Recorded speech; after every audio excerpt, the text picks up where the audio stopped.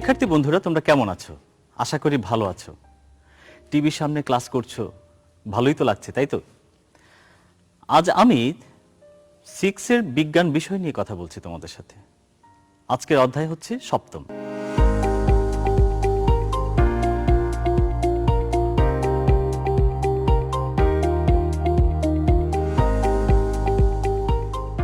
বন্ধুরা, তোমাদের আশেপাশে নানা রকমের জিনিস দেখতে পাচ্ছ।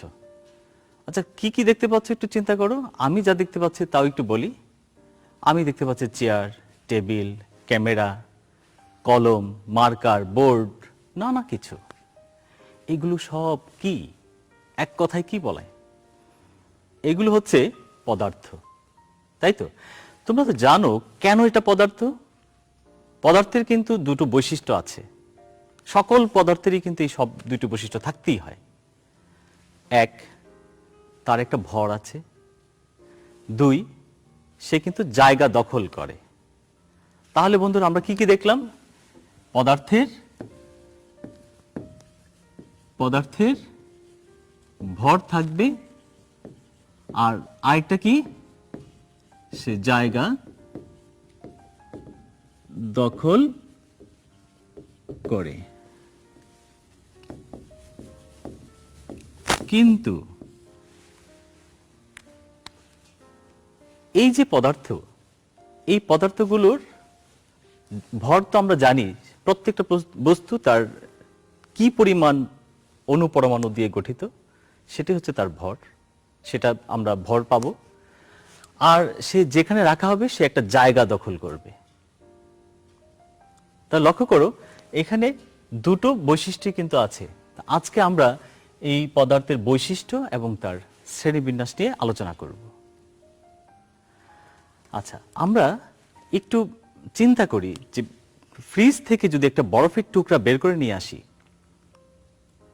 এটা একটুক্ষণ যদি রেখে দিই টেবিলে, কি হয় বলতে পারো? হ্যাঁ, তোমরা তো জানো, এটা তো ক্লাস 5 বা আরো আগে থেকে তোমরা এই ধারণা তোমরা পেয়েছো। একটা বরফের টুকরা যদি রেখে দিই, সেটা ধীরে ধীরে গলে যাচ্ছে, পানি হয়ে যাচ্ছে। আচ্ছা, এবার চিন্তা করো, এই পানিটাকে যদি আমি তাপ দিই, তাপ দিলে সেটা কি হচ্ছে? বাষ্প হয়ে যাচ্ছে, অর্থাৎ উড়ে যাচ্ছে। আমি কি করলাম? বাতাস নিলাম। তাহলে দেখো, এই যে পানি, বরফ ছিল কঠিন, তারপর কি দেখলাম? তরল হয়ে গেল। এরপর কি দেখলাম? সেটা বাষ্প হয়ে যাচ্ছে। তো আমার বাতাসের সাথে সেটা মিশে যাচ্ছে। এই যে তিনটা অবস্থা, কার তিনটা অবস্থা? এই পদার্থের তিনটা অবস্থা। তাহলে পদার্থের তিনটা অবস্থার মধ্যে আমরা কি কি পেলাম? আমরা পেলাম কঠিন, তরল, বায়বীয়। তাহলে বন্ধুরা, এই তিনটা পদার্থ যদি আমরা দেখি অবস্থার ভিত্তিতে, তাদের ধরনটা কেমন বা বৈশিষ্ট্য কেমন হবে?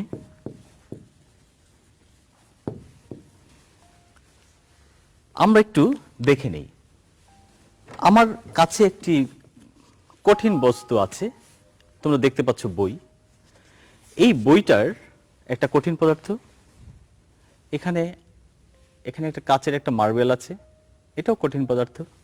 এখানে আরেকটা ছোট্ট একটা তালা আছে, এটাও একটা কঠিন পদার্থ। তো লক্ষ্য করো, এর ভর আছে, এর জায়গাও দখল করছে। আমরা কিভাবে মেজারমেন্ট করতে পারি? দেখো, এটা দৈর্ঘ্য, এটা প্রস্থ, আর এটা হচ্ছে তার উচ্চতা। তাহলে বন্ধুরা, এটার আয়তন কিন্তু আমরা নির্ণয় করতে পারি। ও জায়গাও দখল করছে। তাহলে লক্ষ্য করো, এই যে কঠিন বস্তুটা, এটার পরিমাপ করার জন্য আমাদের দৈর্ঘ্য, প্রস্থ এবং উচ্চতা লাগছে, যেটা কিনা আমরা প্রথম অধ্যায়ে শিখেছি।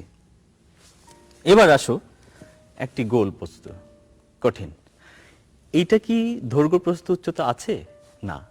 এটাকেও কিন্তু পরিমাপ করা যাবে, যা কিনা আমরা উপরের ক্লাসে জানব। এবার এটা অসম বস্তু, যার দৈর্ঘ্য, প্রস্থ নেই, কিন্তু এটা অসম, ভিন্ন রকম। তো এটাকে আমরা কিভাবে পরিমাপ করতে পারি? এই সংক্রান্ত একটি পরীক্ষাও কিন্তু তোমাদের প্রথম অধ্যায়ে আছে। যেমন আমি যদি একটা বিকারে পানি নেই, নিয়ে যদি এটাকে ভিতরে রেখে দেই, তাহলে কি হবে? পানির উচ্চতা বেড়ে গেল। এই সংক্রান্ত একটি পরীক্ষা কিন্তু তোমরা প্রথম অধ্যায়ে করেছ। এইভাবে কিন্তু আমরা একটা বস্তুর আয়তন বের করতে পারি। তাহলে বন্ধুরা আমরা কি দেখলাম? আয়তন, কঠিন বস্তুর আয়তন আছে। আর কি আছে? সে জায়গা দখল করে, তার ভর আছে, সুতরাং সে পদার্থ। আর তার একটা বৈশিষ্ট্য দেখলাম, তার আয়তন আছে। বন্ধুরা এবার দেখি এর আকার।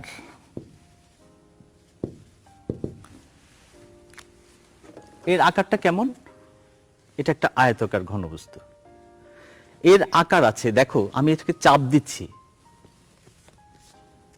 কিছুই হচ্ছে না, পরিবর্তন হচ্ছে না। এটার আকৃতি পরিবর্তন হচ্ছে না। তাহলে দেখা যাচ্ছে যে এর একটা নির্দিষ্ট আকার আছে, তার নির্দিষ্ট আকার আছে। তো দেখা যাচ্ছে যে আমরা কঠিন বস্তুর আয়তনও পেয়েছি, আকারও পেয়েছি। একটা নির্দিষ্ট আকার আছে, নির্দিষ্ট আয়তন আছে। বন্ধুরা এবার আমরা দেখি যে তরল পদার্থের কি কি বৈশিষ্ট্য আছে। আমরা এখানে দেখতে পাচ্ছি একটা বিকারে তরল পদার্থ নিলাম, যেখানে 100 ml পানি আছে। এখানে আমরা দেখতে পাচ্ছি 100 ml পানি। এই 100 ml পানি যদি আমি এই বোতলে রাখি, তাহলে কি হবে?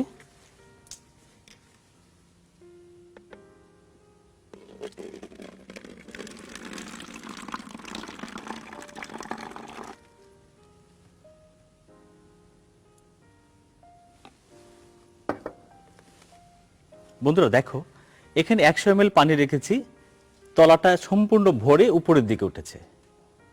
সে নিজে কিছু জায়গা দখল করেছে, বেশ, তার ভরও আছে, সুতরাং সে পদার্থ।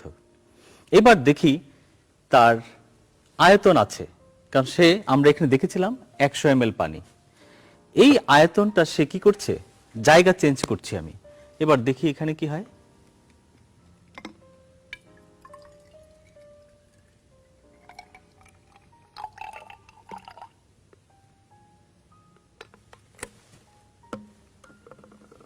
এখানেও আমরা দেখতে পাচ্ছি 100 ml পানি আছে। পূর্বে 100 ml ছিল, এখনো সেই 100 ml পানি আমাদের এখানে আছে। শিক্ষার্থী বন্ধুরা, আমরা এখানে দেখলাম যে তরলের একটা আকার, নির্দিষ্ট আকার কিন্তু পাইনি। সে যে পাত্রে রেখেছি সেই পাত্রের আকার সে ধারণ করেছিল। যখন এখানে ছিল,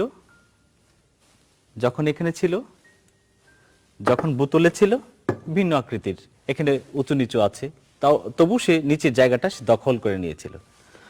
অর্থাৎ তার একটা নির্দিষ্ট আকৃতি কিন্তু আমরা পাইনি।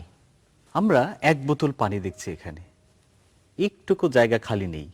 তাহলে যদি আমরা চাপ দিই, পানি কিন্তু বের হতে পারছে না, সুতরাং সে সংকুচিত হচ্ছে না, সংকুচিত হতে পারছে না।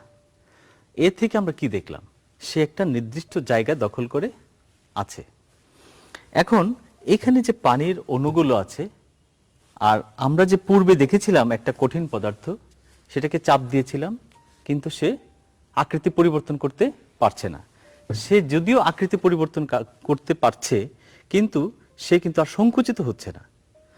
এখানে তাদের যে পদার্থের যে গঠন আমরা জানি, অণু পরমাণু থাকে, সেখানে পদার্থের গঠনের অনুযায়ী সেই অণু পরমাণুগুলো একটু ফাঁকা থাকে, একটু দূরে দূরে থাকে, যার ফলে সে কিন্তু তরল, সে কঠিন নয়। আর এখানে পদার্থের অণুগুলো খুবই ঘন শূন্য বিশিষ্ট থাকে, একেবারে আমরা যদি এভাবে দেখাই, এগুলো যদি অণু পরমাণু হয়, একদম কাছাকাছি লেগে থাকে, সুতরাং সে খুবই কঠিন। আর এই তরলে অণুগুলো একটু ফাঁকা ফাঁকা থাকে বলে সে তরল, কিন্তু সে জায়গা দখল করে আছে, সে কিন্তু তরল আকৃতির অবস্থায় আছে। আচ্ছা, এবার আমরা দেখলাম যে কঠিন এবং তরলের আয়তন আছে, আকার কঠিনের আছে কিন্তু তরলের নেই। এবার আমরা দেখি বায়বীয় পদার্থ। তো বন্ধুরা, আমরা বুক ভরে শ্বাস নিচ্ছি, বাতাস যাচ্ছে, কিন্তু কি যাচ্ছে, কেমন যাচ্ছে, কতটুকু যাচ্ছে আমরা দেখতে পাচ্ছি না। তো এই বাতাসকে যদি আমি কোন একটা পাত্রে রাখি, এর আকৃতি কতটুকু হবে, সে কতটুকু জায়গা দখল করে আছে। তো দেখো, এর আগে আমরা চিন্তা করি এই বায়বীয় পদার্থ এটা কি আসলে পদার্থ? হ্যাঁ, কারণ তার কি আছে, ভর আছে, এবং সে কি করে, জায়গা দখল করে। আমরা এখানে দেখি একটা দাঁড়িপাল্লায় দুটো বেলুন, সমাকৃতির দুটো বেলুন রেখেছিলাম, সেটাকে বাতাসে পূর্ণ করেছি, একটাতে বেশি পরিমাণে আর একটাতে কম। এতে করে কি দেখা যাচ্ছে, এতে করে দেখা যাচ্ছে একদিকে হেলে যাচ্ছে। তার মানে কি, বাতাসের ভর দুই পাশ সমান নয়, যেহেতু পরিমাণে বেশি সেদিকেই সে হেলে গেছে। তাহলে সে জায়গাও দখল করেছে, সে আকৃতিতে বড় হয়েছে, সে আকৃতিতে কম। তাহলে আমরা কি বুঝলাম, যে বাতাস সে জায়গা দখল করে এবং তার ভর আছে, সুতরাং সে পদার্থ। তাহলে আর কি কি বৈশিষ্ট্য আছে তার আমরা একটু খুঁজে দেখি। আমরা তো দেখলাম যে পদার্থের ওর ভর আছে এবং সে জায়গাও দখল করছে। তাহলে ওর কি আয়তন আছে? এবার প্রশ্ন করছি, সে একটি পাত্রে যে পরিমাণ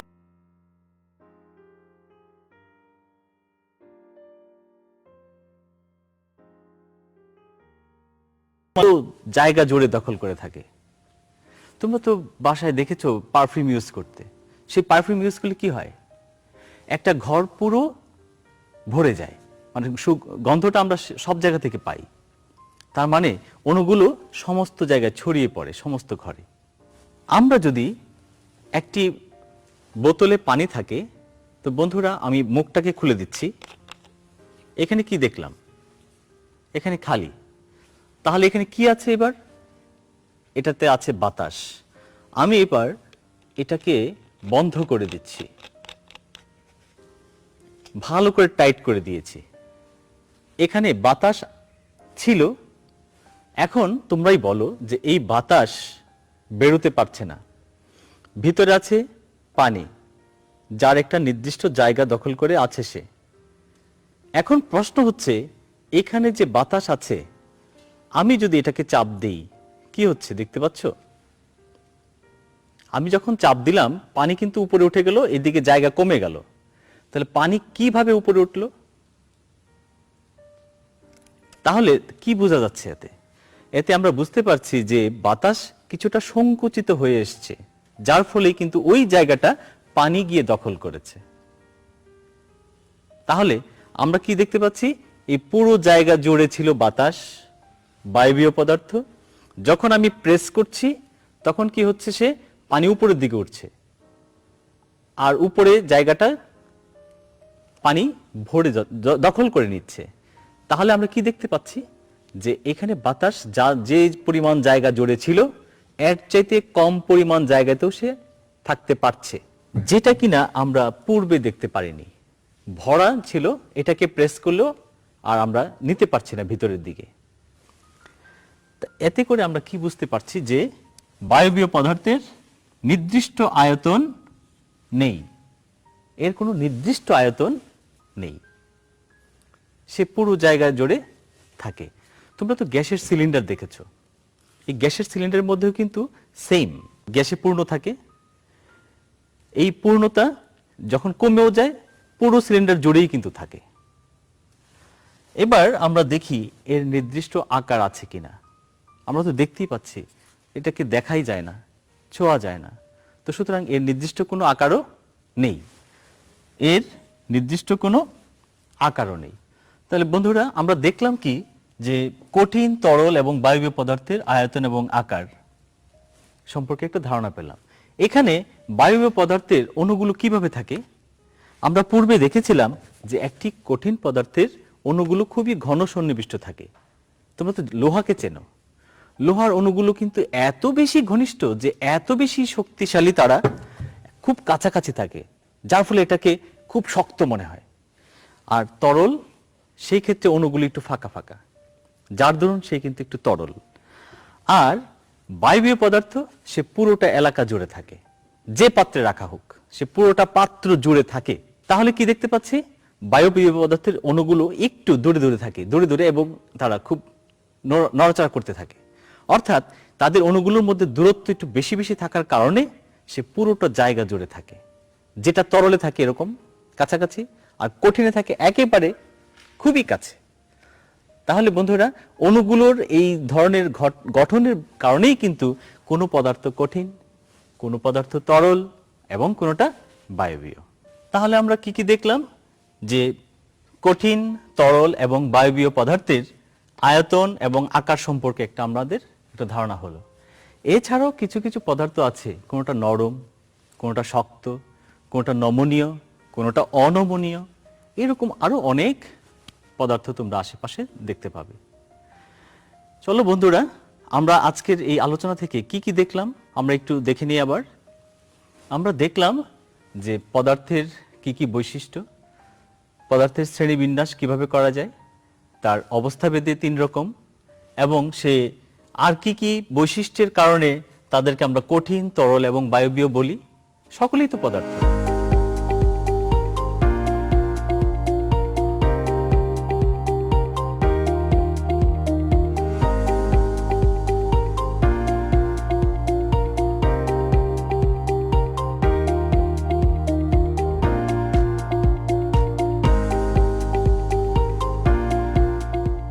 কিন্তু কিছু কিছু বৈশিষ্ট্যের কারণে আমরা তাদেরকে কঠিন বলছি, তাদেরকে তরল বলছি এবং বায়বীয় বলছি। তো এই কঠিন, তরল এবং বায়বীয় পদার্থের আয়তন এবং আকার সম্পর্কে আমরা জেনেছি। এবার তোমাদের জন্য একটি ছোট্ট বাড়ির কাজ থাকছে বন্ধুরা। তোমরা এবার আশেপাশে বাড়ির কাজটা একটু লিখে নাও। নিশ্চয়ই সামনে খাতা কলম আছে, একটু লিখে নাও যে তোমার আশেপাশে 5টি করে পদার্থের নাম লিখবে যারা নরম, তারপরে শক্ত, নমনীয়, অনমনীয়। এই 4 রকমের পদার্থ তোমরা খুঁজে বের করবে, তার মধ্যে 5টি করে লিখবে।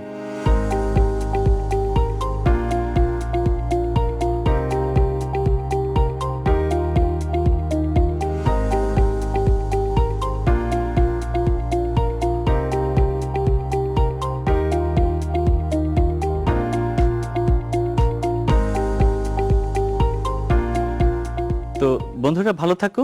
এই ভিডিওটি তোমাদের কিশোর বাতায়নে থাকবে।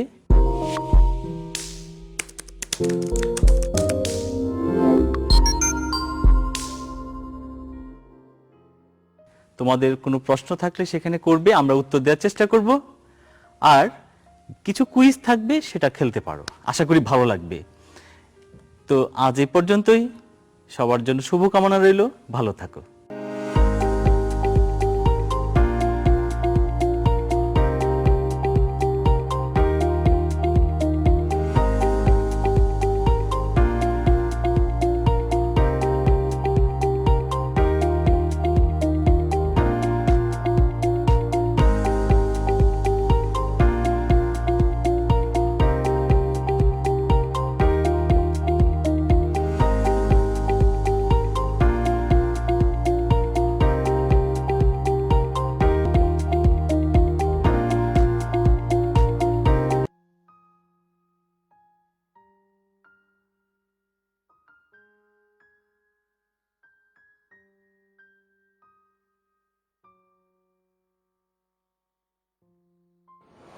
আমার হাতেই আমার স্বাধীনতা, আমার হাতেই আমার সুরক্ষা। জীবাণুর বিরুদ্ধে এই যুদ্ধে আমি ভীত নই, লড়াই করতে প্রস্তুত। আপনি সঙ্গে আছেন তো? যা কিছু আছে সবটুকু নিয়ে আপনাদের সেবায় লড়ে যাচ্ছি দিনরাত। আপনি নিজের এবং দেশের সুরক্ষায় ঘরে থাকুন। যে সাহস নিয়ে তোমাদের জন্য দেশ স্বাধীন করেছি, এখন তোমাদের সময় এসেছে আমাদের জন্য লড়াই করার। এই যুদ্ধে আমরা কিছুতেই হারব না।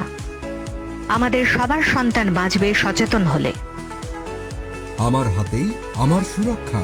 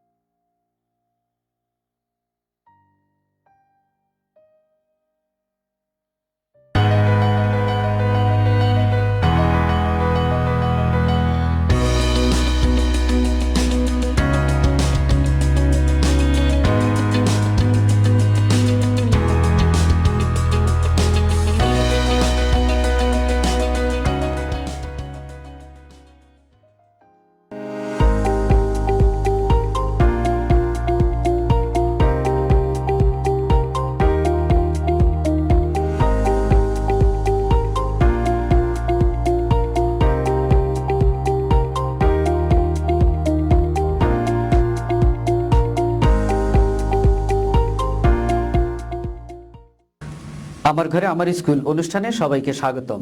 তোমাদের সঙ্গে আছি আমি জহুরুল ইসলাম সাবির।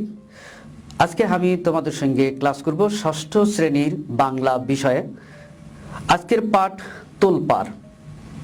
প্রিয় শিক্ষার্থীরা, এর আগের ক্লাসে তোমাদেরকে একটি বাড়ির কাজ দেওয়া হয়েছিল। আশা করি তোমরা অবশ্যই বাড়ির কাজটি করে রেখেছো, স্কুল খুললে সেটা দেখাবে। আজকের পাঠে আমরা যা জানবো, এই পাঠ শেষে তোমরা যা শিখবে সেটা হলো যে মহান মুক্তিযুদ্ধে কিভাবে একটা পরিবার ভয়াল ক্ষতির সম্মুখীন হয়েছিল সেই চিত্র বর্ণনা করতে পারবে। পাশাপাশি মুক্তিযুদ্ধের সময় অসহায় পলায়নরত মানুষদেরকে কিভাবে গ্রামের মানুষগুলো হাত বাড়িয়ে দিয়েছিল তা বর্ণনা করতে পারবে। পাশাপাশি এই গল্পে একটা চরিত্র আছে সাবু। একজন কিশোর মুক্তিযোদ্ধা হিসাবে তার মনের ভিতরে কি আলোড়ন সৃষ্টি করেছিল মুক্তিযুদ্ধ সম্পর্কে সেই বর্ণনা দিতে পারবে। তাহলে চলো এবার আমরা আলোচনায় আসি। পাঠ তোলপাড়, মূল আলোচনার শেষার্ধ, এই গল্পের শেষ অংশটুকু আমরা আজকে পড়ব এবং এই শেষাংশের যে মূল বিষয়টা এখানে তোমরা দেখতে পাচ্ছ, কয়েকটি পয়েন্টে আমরা এখানে ফাইন্ড আউট করেছি। 1, মুক্তিযুদ্ধে একটি পরিবারের পলায়ন। 2, সাবুসহ অন্যের আতিথেয়তা। 3, বুড়োর আফসোস। 4, সাবুর কল্পনা। এই বিষয়গুলো আজকের পাঠে উঠে আসবে। এবার আমরা সরাসরি মূল পাঠে প্রবেশ করছি। একদিন তাদের গ্রামের পাশ দিয়ে গেল 8-9 জনের একটি পরিবার। সম্ভ্রান্ত জন তারা। 70 বছরের বুড়ো তাদের সঙ্গে। 3টি মাঝবয়সী মেয়ে 30 থেকে 40-এর মধ্যে বয়স, তাকে ধরে ধরে আনছে। সঙ্গে আরো 5-6টি কুঁচো ছেলে মেয়ে, কেউ 8 বছরের বেশি নয়। আর আছে লুঙ্গি পরা হাফ শার্ট পরিহিত জওয়ান একজন। তার চেহারা জানান দেয় বাড়ির চাকর। বুড়ো ঠিক মতো হাঁটতে পারে না। কখনো মেয়ে 3টি সাহায্য নেয়, কখনো জওয়ান চাকরের। 5-6টি কুঁচো ছেলে মেয়ের খবরদারিও সহজ নয়। কাজেই এই কাফেলা রীতিমতো নাজেহাল। আকাশে তেমনি কাঠফাটা রোদ। প্রিয় শিক্ষার্থীরা, এখানে একদিনের একটা বর্ণনা দিচ্ছে। সাবুদের গ্রামের রাস্তা, ঢাকা শহর ছেড়ে অনেকেই পালিয়ে আসছে। ঠিক সেদিন একটা পুরো পরিবার কিভাবে পালাচ্ছে সেই চিত্র এখানে উঠে এসেছে।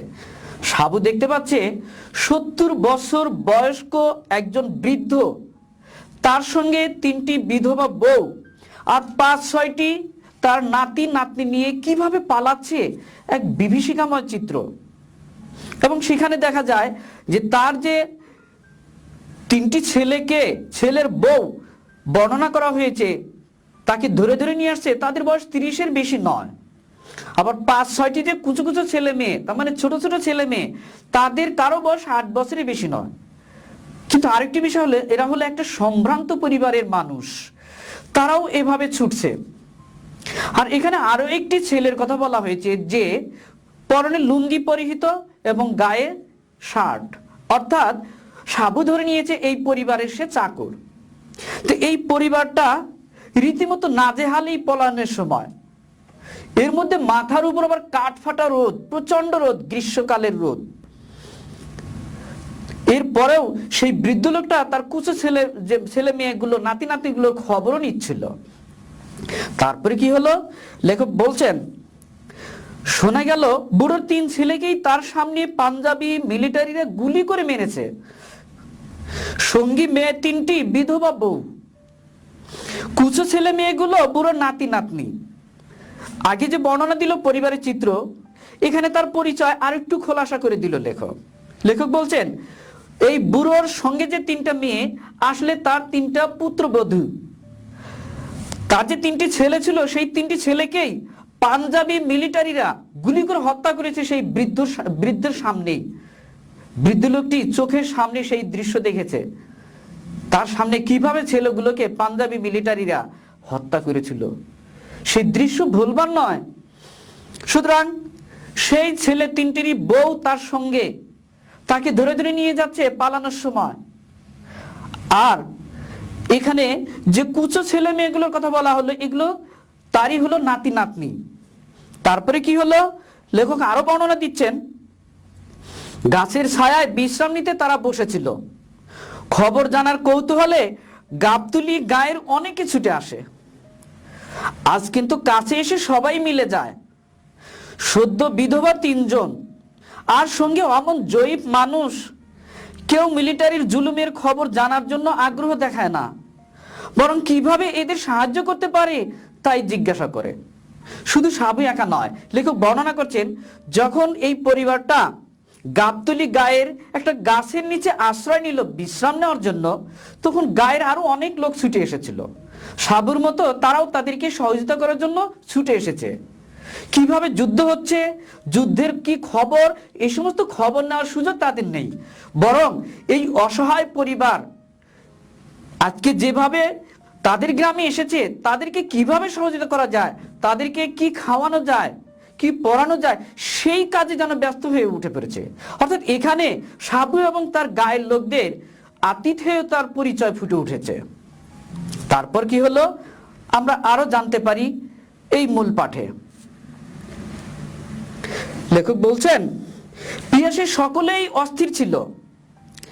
কে একজন তাড়াতাড়ি ছোট কলস আর গ্লাস নিয়ে এলো, কিন্তু এই সামান্য আতিথেয়তায় কেউ সন্তুষ্ট নয়। সাবু নিজেও ভেবে পায় না কিভাবে উপকার করবে। আগে ফায় ফরমাস খাটতে কি বিরক্ত লাগতো, আর এখন কিছু করতে না পারলে অস্বস্তি। অর্থাৎ এখানে বলা হচ্ছে যে কিভাবে তারা আতিথেয়তা করছে। কেউ ছুটে নিয়ে আসছে কলস ভর্তি পানি, কেউ নিয়ে আসছে গ্লাস, এভাবে পানি পান করিয়ে তাদেরকে পিপাসা দূর করার চেষ্টা করছে। কিন্তু এই সামান্য আতিথেয়তা একটা পরিবারে যথেষ্ট নয়। তারপরেও সাবুর মনের ভিতরে উঠে এসেছে কিভাবে এদেরকে সহযোগিতা করা যায়। একটা সময় ছিল সাবুর মনে যে কাউকে এই ধরনের সহযোগিতা করা বিরক্তিকর কাজ মনে হতো, কিন্তু আজকে এই সময় এই মুহূর্তে ঢাকা থেকে পলায়নরত এই অসহায় মানুষদের সহযোগিতা করার জন্য তার মন প্রাণ যেন অস্বস্তির শিকার। অস্বস্তি মানে হলো অশান্তিতে ভরে উঠছে মন। অর্থাৎ কিভাবে তাকে সহযোগিতা করা যায় সেটাই যেন বারবার তার মন চাচ্ছে। এরপরে বলছেন, বুড়ো ভদ্রলোক রাজি ছিল না, তবু কয়েকজন উপযাচক হয়ে বিভিন্ন ভার নিল। সাবু বাদ গেল না, সে একটা কচি ছেলেকে কোলে তুলে নিল। 2 মাইল দূরে নদীর ঘাট। সবাই মিলে পালা করে কাঁধে নিয়ে বুড়ো মানুষটিকে নদীর ঘাট পর্যন্ত পৌঁছে দিয়ে আসবে, তারপর নৌকায় তুলে দিবে। এখানে একটা পরিচয় ফুটে উঠছে, সেটা হলো যে এই পরিবারটাকে সবাই সহযোগিতা করবে, অনেক দূর পর্যন্ত পৌঁছে দিয়ে আসবে। অনেক দূর আর কোথায়, তাদের গ্রামের প্রান্তে যে নদী, সেই নদীর প্রান্তে তাদেরকে পৌঁছে দিয়ে আসবে এবং সেখানে একটা নৌকায় তাদেরকে তুলে দিবে, যাতে এই পরিবারটা সেই নৌকায় করে পাড়ি দিয়ে কোনো নিরাপদ জায়গায় আশ্রয় নিতে পারে। এই কথাটি এখানে উঠে এসেছে। তারপরে কি হলো, সাবুর কোলে গোলগাল বাচ্চাটা, বছর 3 বয়স, বেশ ভারী, কিন্তু ক্লান্তি নেই সাবুর। মাঝে মাঝে অন্য কেউ তার বোঝা হালকা করতে চাইলে সে বলে, আর একটু আগাইয়ে দিই। এখানে আরেকটি বিষয় উঠেছে যে সাবু কিভাবে সহযোগিতা করছে। সে সেই 5-6টি কুঁচো ছেলে মেয়ের একটা ছোট বাচ্চা, 3 বছর বয়সের, গোলগাল চেহারা, তাকে সে কোলে নিয়েছে।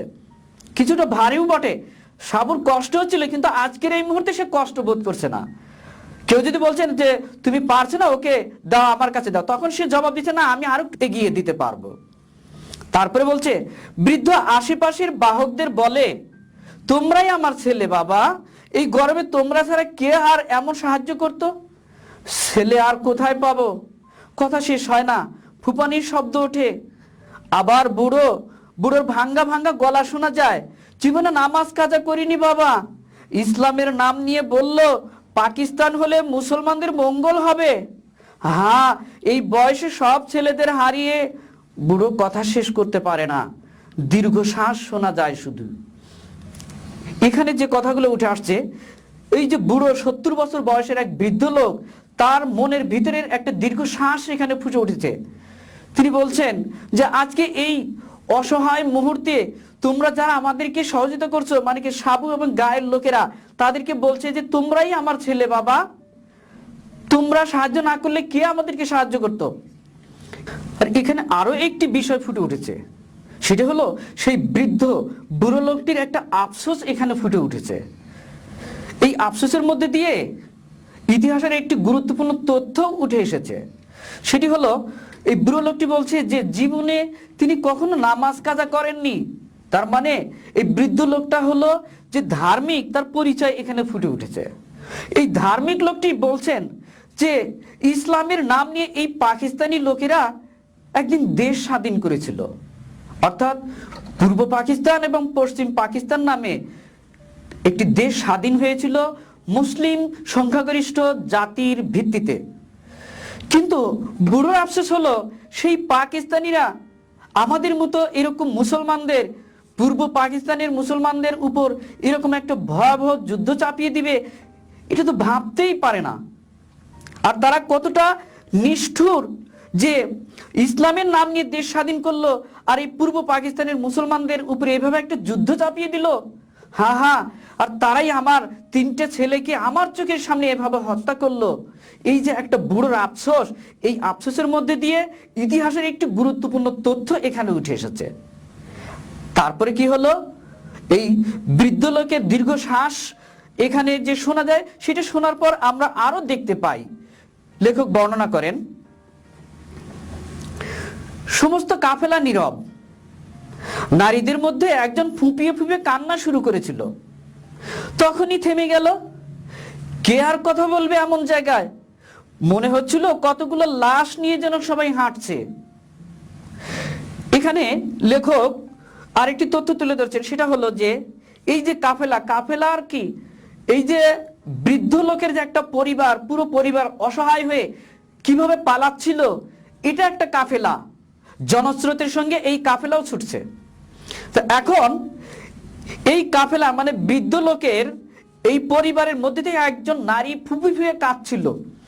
আসলে 1971 সালের মহান মুক্তিযুদ্ধে যে পাকিস্তানিরা যুদ্ধ চাপিয়ে দিয়েছিল, সেটা যে কতটা ভয়াবহ এবং কতটা মানুষকে অসহায়ের দিকে ঠেলে দিয়েছিল, তার চিত্র এখানে ফুটে উঠেছে। একটা নারী কিভাবে চিৎকার করে ফুঁপু ফুঁপে কাঁদছে, সেই ভয়াবহ চিত্রটা এখানে উঠে এসেছে। কিছুক্ষণ পর আবার সেই নারীর কণ্ঠটাও থেমে গেল।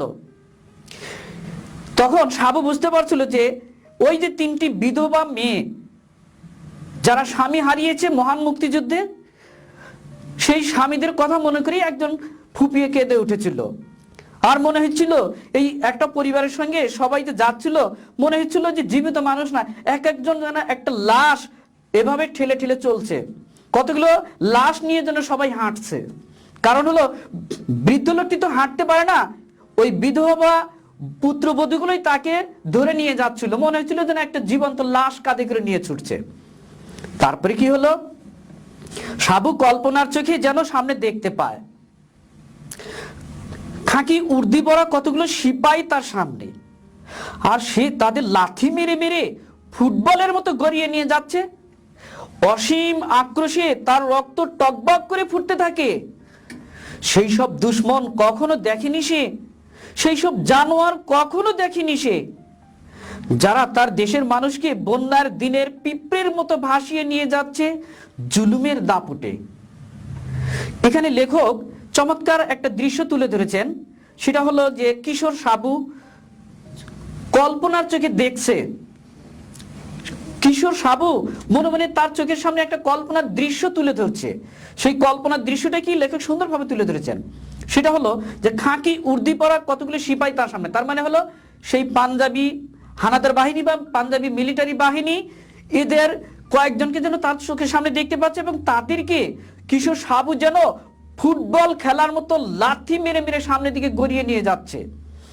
আর কি হচ্ছে, রাগে তার শরীরের মানে কিশোর সাবুর সমস্ত শরীরের রক্ত টকবক করে ফুটতে থাকে, প্রতিশোধের আগুনে জ্বলতে থাকে। কিন্তু কিশোর সাবু তো সেই সব শত্রুদের কখনো দেখেনি সামনে, সেই সব জানোয়ারদের কখনোই সে চোখের সামনে দেখতে পায়নি, যারা বন্যার এই বাংলাদেশের অসহায় মানুষগুলোকে বন্যার সেই বন্যার দিনের পিঁপড়ের মতো ভাসিয়ে নিয়ে যাচ্ছে জুলুমের ক্ষমতার দাপট দিয়ে, অত্যাচারের স্টিম রোলার চাপিয়ে তাদেরকে তাড়িয়ে নিয়ে যাচ্ছে, ভাসিয়ে নিয়ে যাচ্ছে বন্যার বানের মতো। এই দৃশ্যটা দেখে সাবুর মনে কি হলো? অমন জন্তুদের মোকাবিলার জন্য তার কিশোর বুকে আশ্চর্য তোলপাড় শুরু হয়ে যায়। এই দৃশ্যটা চোখের সামনে ভেসে ওঠার সঙ্গে সঙ্গে কিশোর সাবুর মনে তোলপাড় শুরু হয়। তোলপাড় শব্দের অর্থ কি? এই গল্পেরই নামই তো তোলপাড়। সেই তোলপাড় শব্দের অর্থ কি?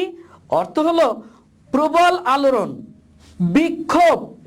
অর্থাৎ সাবুর মনের ভিতরে একটা প্রবল আলোড়নের ঝড় তুলেছে, একটা বিক্ষুব্ধ মন এলোমেলো হয়ে ওঠে। কেন? এই যে 1971 সালের মহান মুক্তিযুদ্ধে পাকিস্তানি স্বৈরাচারী হানাদার বাহিনী যেভাবে বাংলাদেশের উপরে একটা অসম যুদ্ধ চাপিয়ে দিয়েছিল, সেটা কিশোর সাবু মনে মনে মেনে নিতে পারে না। সেজন্য তার মনের ভিতরে একটা প্রতিশোধ জেগে ওঠে। সেই প্রতিশোধের চিত্রটাই ভেসে উঠেছে সাবুর কল্পনার চোখের সামনে। সেও যেন একজন প্রতিবাদী, সেও যেন 71-এর মহান মুক্তিযুদ্ধের একজন কিশোর মুক্তিযোদ্ধা, আর তাই সে যেন এই খাঁকি উর্দি পরা পাকিস্তানি হানাদার বাহিনী, পাঞ্জাবি মিলিটারিদের যেন ফুটবলের মতো লাথি মেরে মেরে সে তাড়িয়ে নিয়ে যাচ্ছে। এখানে সাবুর মনের ভিতরে মহান মুক্তিযুদ্ধে যেন অংশগ্রহণ করে তার হৃদয়ে যে একটা তোলপাড় শুরু হয়েছিল, তার কিশোর মনের যে চঞ্চলতা শুরু হয়েছিল, সেটি গল্পকার এখানে তুলে ধরেছেন। এবারে আসো, আমরা এই যে এতক্ষণ যে এই ছোট গল্পের শেষার্ধ আলোচনা করলাম, এখান থেকে শিক্ষণীয় বিষয়টা কি? সেটা হলো মুক্তিযুদ্ধের চেতনায় উজ্জীবিত করা। আমরা জানি 1971 সালের মহান মুক্তিযুদ্ধ আমাদের বাঙালি জাতির জীবনের ইতিহাসে একটি উল্লেখযোগ্য ঘটনা। শুধু তাই নয়, হাজার বছরের ইতিহাসে সর্বশ্রেষ্ঠ একটি ঘটনা। কারণ 1971 সালের এই মুক্তিযুদ্ধ না হলে আমরা আমাদের এই দেশ পেতাম না, আমরা স্বাধীনতা পেতাম না, লাল সবুজের পতাকাও পেতাম না। সুতরাং সেই মহান মুক্তিযুদ্ধের চেতনা উজ্জীবিত করাটাই হলো এই গল্পের মূল বিষয়। প্রিয় শিক্ষার্থীরা, আমরা আজকে যে গল্পের শেষার্ধ আলোচনা করলাম, এটা মূল বক্তব্যটা কি জানলাম? সেটা হলো এখানে দেখতে পেলাম যে এই পাঠ থেকে তোমরা মহান মুক্তিযুদ্ধে একটা পরিবারের যে পলায়ন চিত্র সেটা বর্ণনা করতে পারবে। পাশাপাশি মহান মুক্তিযুদ্ধের সময় ঢাকা শহর ছেড়ে মানুষগুলো পালিয়ে যাচ্ছিল কিভাবে, সারা দেশে বিশেষ করে গ্রামগঞ্জে নিরাপদ আশ্রয়ের জন্য ছুটে চলছিল, সেই চিত্র এখানে উঠে এসেছে। আর পাশাপাশি আমরা এখানে একজন বৃদ্ধ লোকের চিত্র দেখতে পেয়েছি। 70 বছর বয়স্ক একজন বৃদ্ধ লোক কিভাবে তার পরিবার মহান মুক্তিযুদ্ধের সামনে একটা মহান আত্মত্যাগ স্বীকার করেছে। তার 3টি ছেলেকেই পাঞ্জাবি মিলিটারি হত্যা করে মেরেছিল। তার পরিবার মহান মুক্তিযুদ্ধের যে মহান আত্মত্যাগ স্বীকার করেছে, সেই চিত্রটাও এখানে উঠে এসেছে। পাশাপাশি তোমরা আরো জানতে পেরেছো এই গল্পের একটা অন্যতম প্রধান চরিত্র সাবু। সেই সাবু একজন কিশোর মুক্তিযোদ্ধা হিসেবে কিভাবে তার মনের ভিতরে পাকিস্তানিদের বিরুদ্ধে যুদ্ধের তোলপাড় হয়েছিল, আন্দোলিত হয়েছিল, কিশোর মনে সেই চঞ্চলতার পরিচয়টাও এখানে ফুটে উঠেছে। প্রিয় শিক্ষার্থীরা, এবারে আসো আমরা বাড়ির কাজ দিব তোমাদেরকে। আজকের এই আলোচনার আলোকে তোমাদের বাড়ির কাজ হলো তোমার দেখা একজন মুক্তিযোদ্ধা সম্বন্ধে তোমার অভিজ্ঞতা বর্ণনা করো। অবশ্যই 10টি বাক্যের মধ্যে এই অভিজ্ঞতাটা বর্ণনা করবে। আর হ্যাঁ, এই বাড়ির কাজটি করার পর এটা ফেলে রাখবে না। ক্লাস শুরু হলে অবশ্যই তোমার বিষয়ভিত্তিক টিচারকে দেখাবে। আর পাশাপাশি তোমরা যদি এই ক্লাসটি আবার দেখতে চাও, তাহলে তোমরা ইউটিউব চ্যানেল সার্চ করে দেখতে পারবে এবং ফেসবুক পেজেও তোমরা এই ক্লাসটি আবার দেখতে পারবে। প্রিয় শিক্ষার্থীরা, সবাইকে ধন্যবাদ, ভালো থেকো।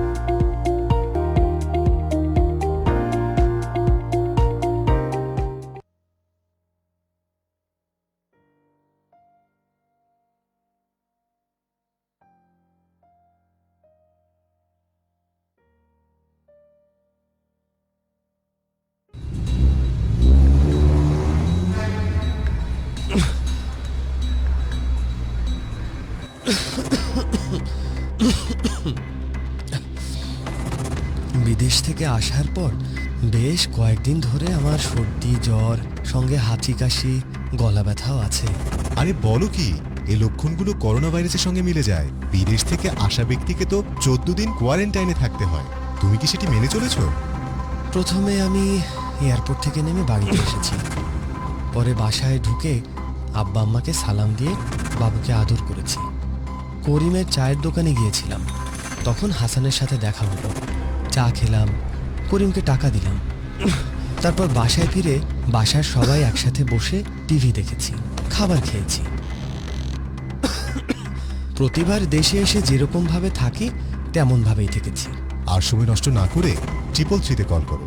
জ্বর সর্দি কাশি হলে 333 বা 16263 নম্বরে কল করে সেবা নিন। করোনা ভাইরাস সংক্রান্ত তথ্য পেতে ভিজিট করুন www.corona.gov.bt।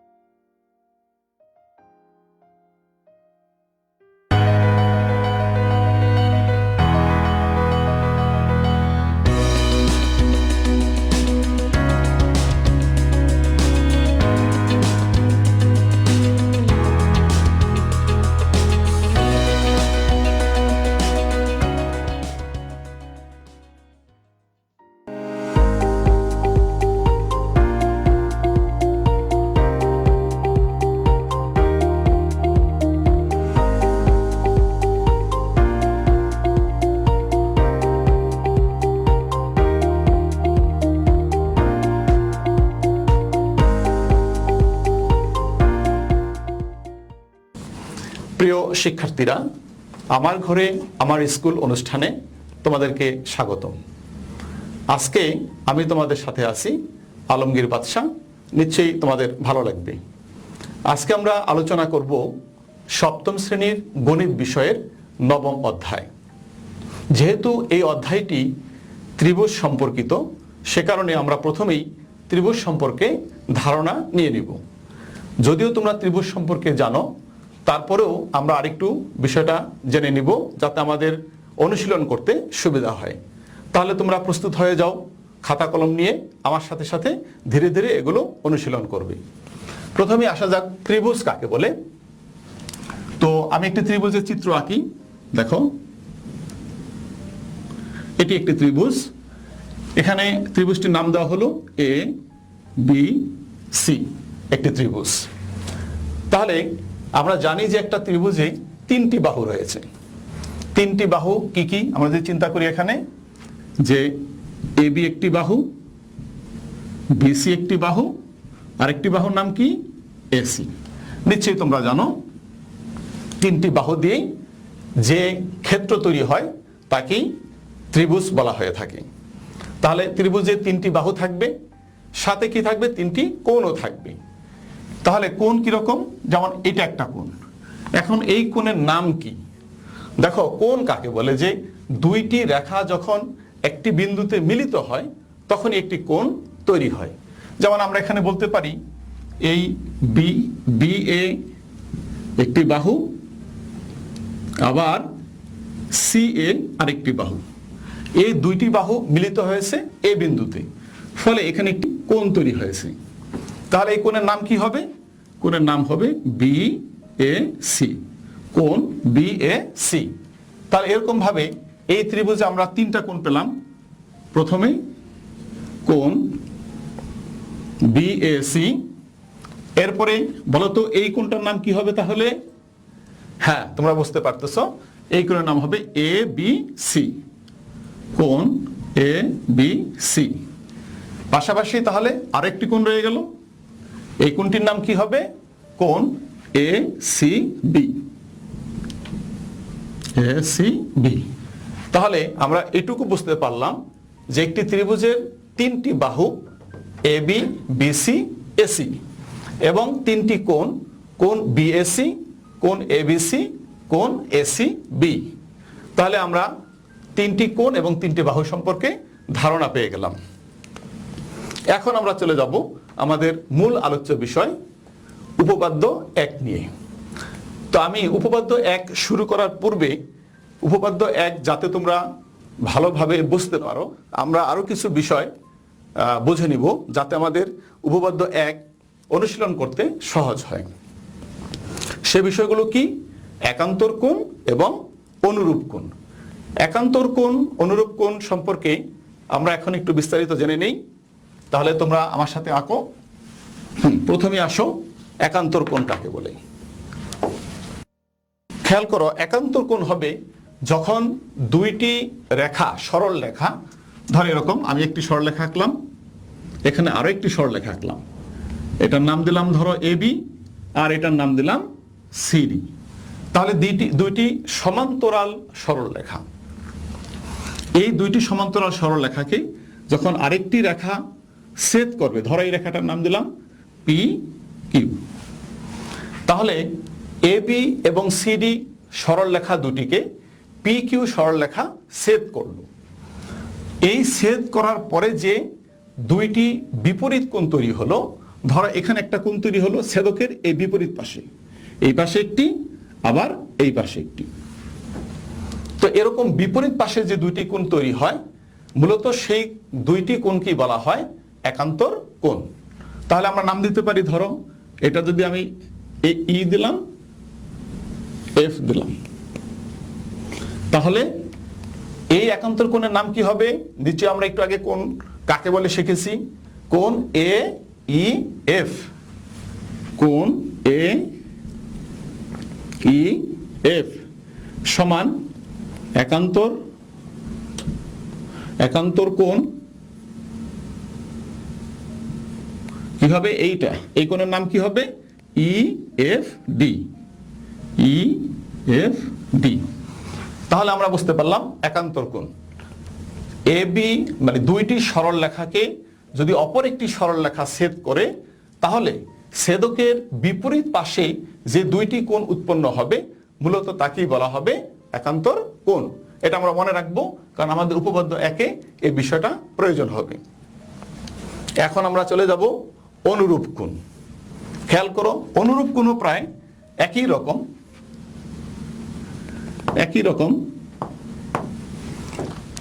এখানেও তাই, দুইটি সরলরেখাকে আরেকটি সরলরেখা ছেদ করলে এই ছেদকের একই পাশে, অর্থাৎ তখন আমাদের কি হবে? একই পাশে যখন দুইটা কোণ হবে, ধরো এখানে ই দিলাম, তাহলে এই পি কিউ ছেদক হলো ই এবং এফ, এবং এর একই পাশে যে দুইটি কোণ উৎপন্ন হলো, এই দুইটি কোণকে বলা হবে অনুরূপ কোণ। তাহলে অনুরূপ কোণ আমরা বুঝি এরকম। এই অনুরূপ কোণটার নাম কি হবে বলো তো তোমরা? হ্যাঁ, নিশ্চয়ই কোণ পি ই বি সমান অনুরূপ কোণ, এই কোণটার নাম কি? E F D. ওকে, তাহলে আমরা বুঝতে পারলাম যে একান্তর কোণ এবং অনুরূপ কোণ। অনুরূপ কোণ আমি আবার বলছি, আবার ভালো করে বুঝে নাও, যে দুইটি সরলরেখাকে অপর একটি সরলরেখা ছেদ করলে ছেদকের একই পাশে যে দুইটি কোণ উৎপন্ন হবে, এই দুইটি কোণকে বলা হবে অনুরূপ কোণ। তাহলে একান্তর কোণ, অনুরূপ কোণ, আমরা বিষয়টি ক্লিয়ার। এখন আসো আমরা তাহলে মূল আলোচনার বিষয় চলে যাই, উপপাদ্য 1। ঠিক আছে, তোমরা প্রস্তুত হয়ে যাও, আমার সাথে আঁকবে উপপাদ্য 1।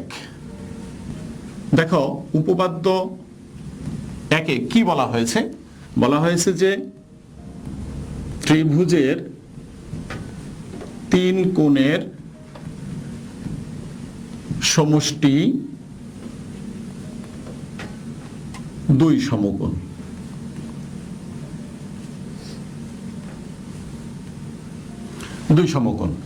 ত্রিভুজের 3 কোণের সমষ্টি 2 সমকোণ, এটা আমাদের আজকে প্রমাণ করতে হবে।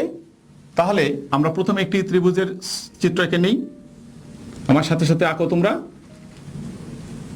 হ্যাঁ, এটি একটি ত্রিভুজ এ বি সি, আমরা নাম দিলাম যে এবিসি একটি ত্রিভুজ। তাহলে আমরা লিখতে পারি, মনে করি এবিসি একটি ত্রিভুজ। তাহলে আমাদের কি প্রমাণ করতে হবে? এ বি সি একটি ত্রিভুজ প্রমাণ করতে হবে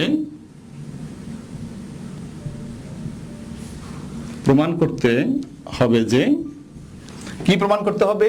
তিনটি কোণের সমষ্টি দুই সমকোণ। তাহলে আমরা ত্রিভুজের তিনটি কোণের নাম একটু আগে শিখেছি, বলো তো তিনটি কোণ কি কি হবে? আচ্ছা, প্রথমে হবে এই কোণটা, এটার নাম কি? কোণ BAC। এর সাথে যেহেতু সমষ্টি বলেছে তার মানে যোগফল। এরপরে আসবে এই কোণটা, এই কোণের কি নাম? হ্যাঁ, এই কোণের নাম হলো কোণ ABC। এরপরে সি কোণ, আর এই সি কোণের নাম কি হবে? কোণ ACB। কোণ ACB।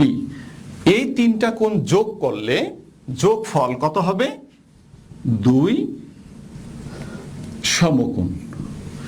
তাহলে আমাদের প্রমাণ করতে হবে ত্রিভুজের তিনটি কোণ, কোণ BAC প্লাস কোণ ABC প্লাস কোণ ACB সমান কত?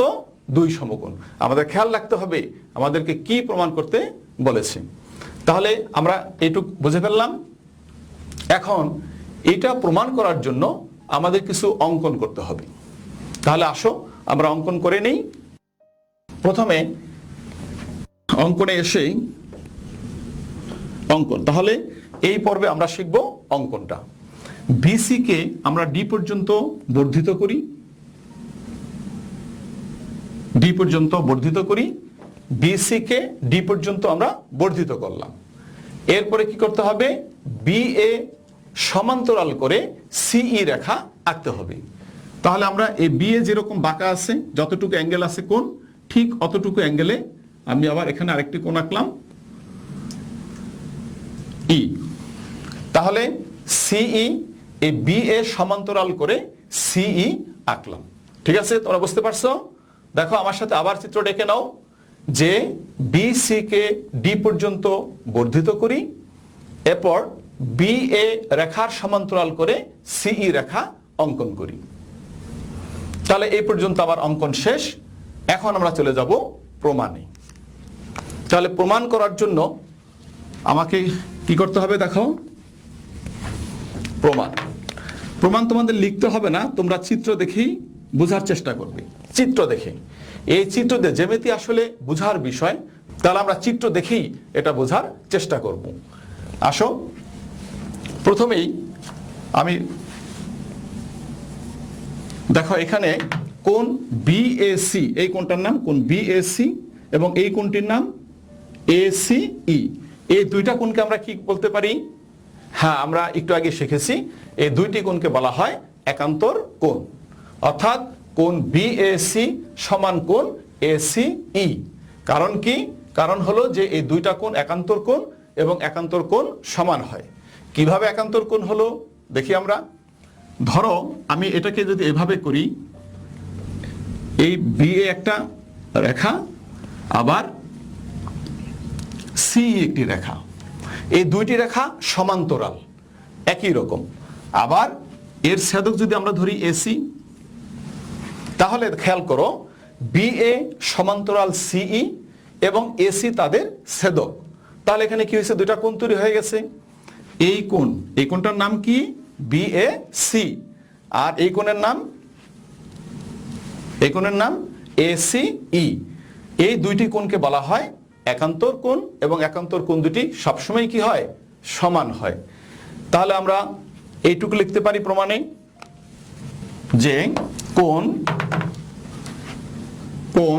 BAC সমান কোণ ACE। ওকে, তাহলে আমরা দুইটা কোণ সমান পেয়ে গেলাম। এবার আমরা চলে যাই কোণ ABC, এই কোণটা কোণ ABC এর সমান কি হতে পারে বলো তো দেখি, চেষ্টা করো। হ্যাঁ, এর সমান হতে পারে কোণ ECD, এই কোণটি কোণ ECD। কারণ কি? কে বলতে পারবে? হ্যাঁ, এই দুইটা কোণকে বলা হবে অনুরূপ কোণ। কারণ অনুরূপ কোণ দুটি কি হয়? পরস্পর সমান হয়। ধরো এখানে আমি যদি এ বি সমান্তরাল সি ধরি, এ বি সিই, এবং এবং এসি তাদের ছেদক হয়, তাহলে সরি এখানে এসি হবে না, এখানে হবে বিডি তাদের ছেদক, বিডি। তাহলে খেয়াল করো, আমি এটা একটু মুছে দেই তাহলে আরেকটু ক্লিয়ার হবে। বিডি তাদের ছেদক, তাহলে ছেদকের একই পাশে দুইটি কোণ তৈরি হয়েছে। দেখো এই কোণটার নাম এবিসি আর এটা হবে ইসিডি। যেহেতু ছেদকের একই পাশে দুইটি কোণ, তাহলে এই দুইটি কোণকে কি বলা হবে? অনুরূপ কোণ। এবং অনুরূপ কোণ দুইটি কি হয়? পরস্পর সমান হয়।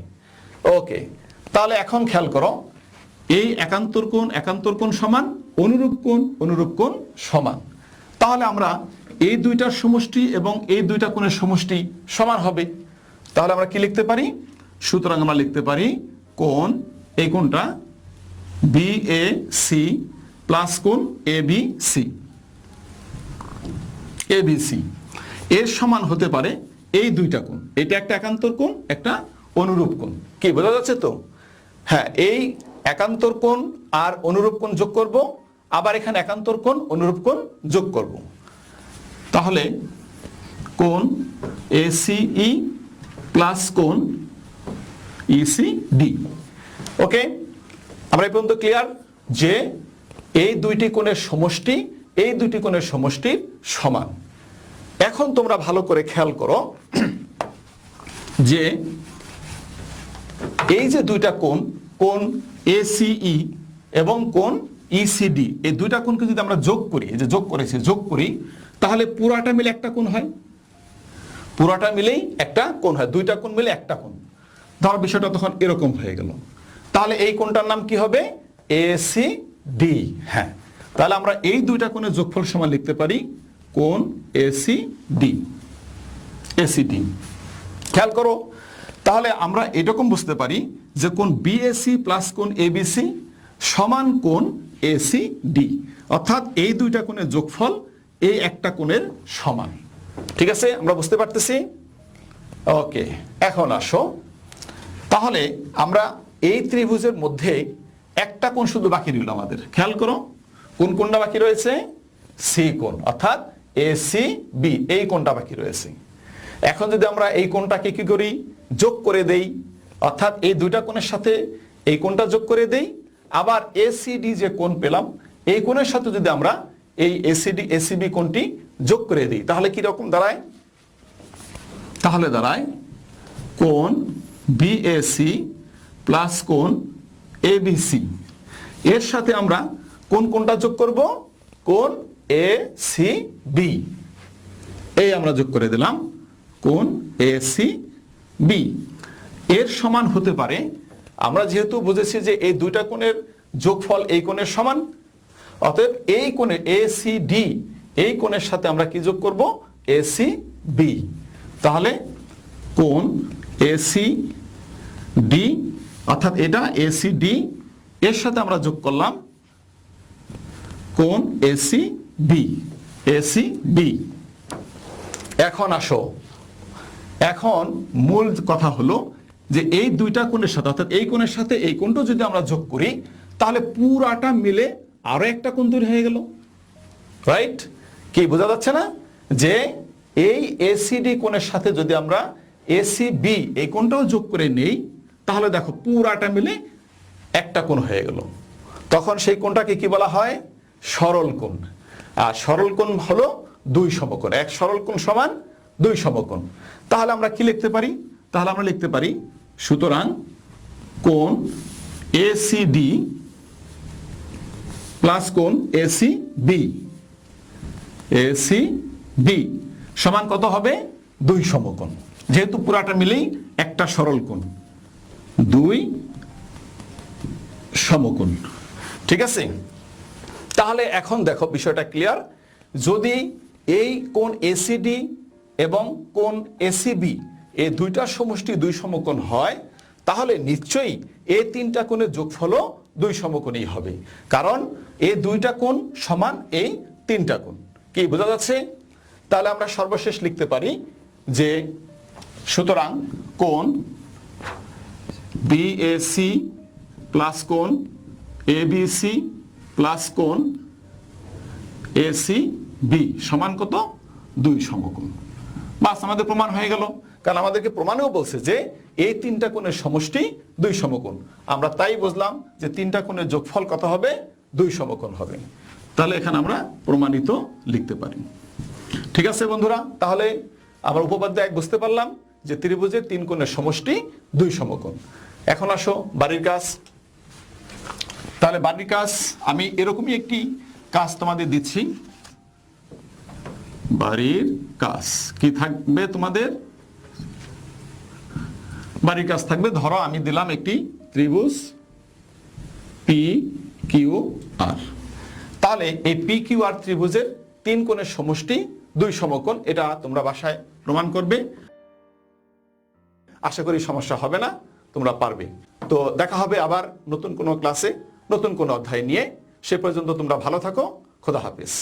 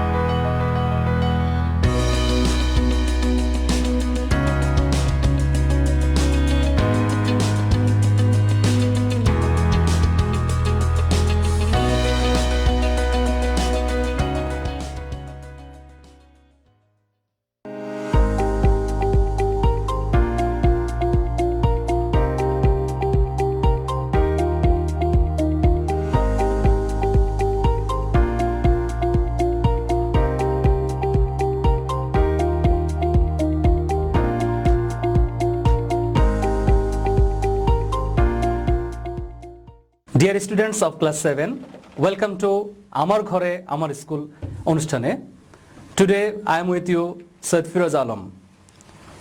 In the previous class, we discussed the Unit 3, Lesson 1. Today we will discuss Unit 3, Lesson 2. Our today's lesson is Flora's First Day at School, Part 1.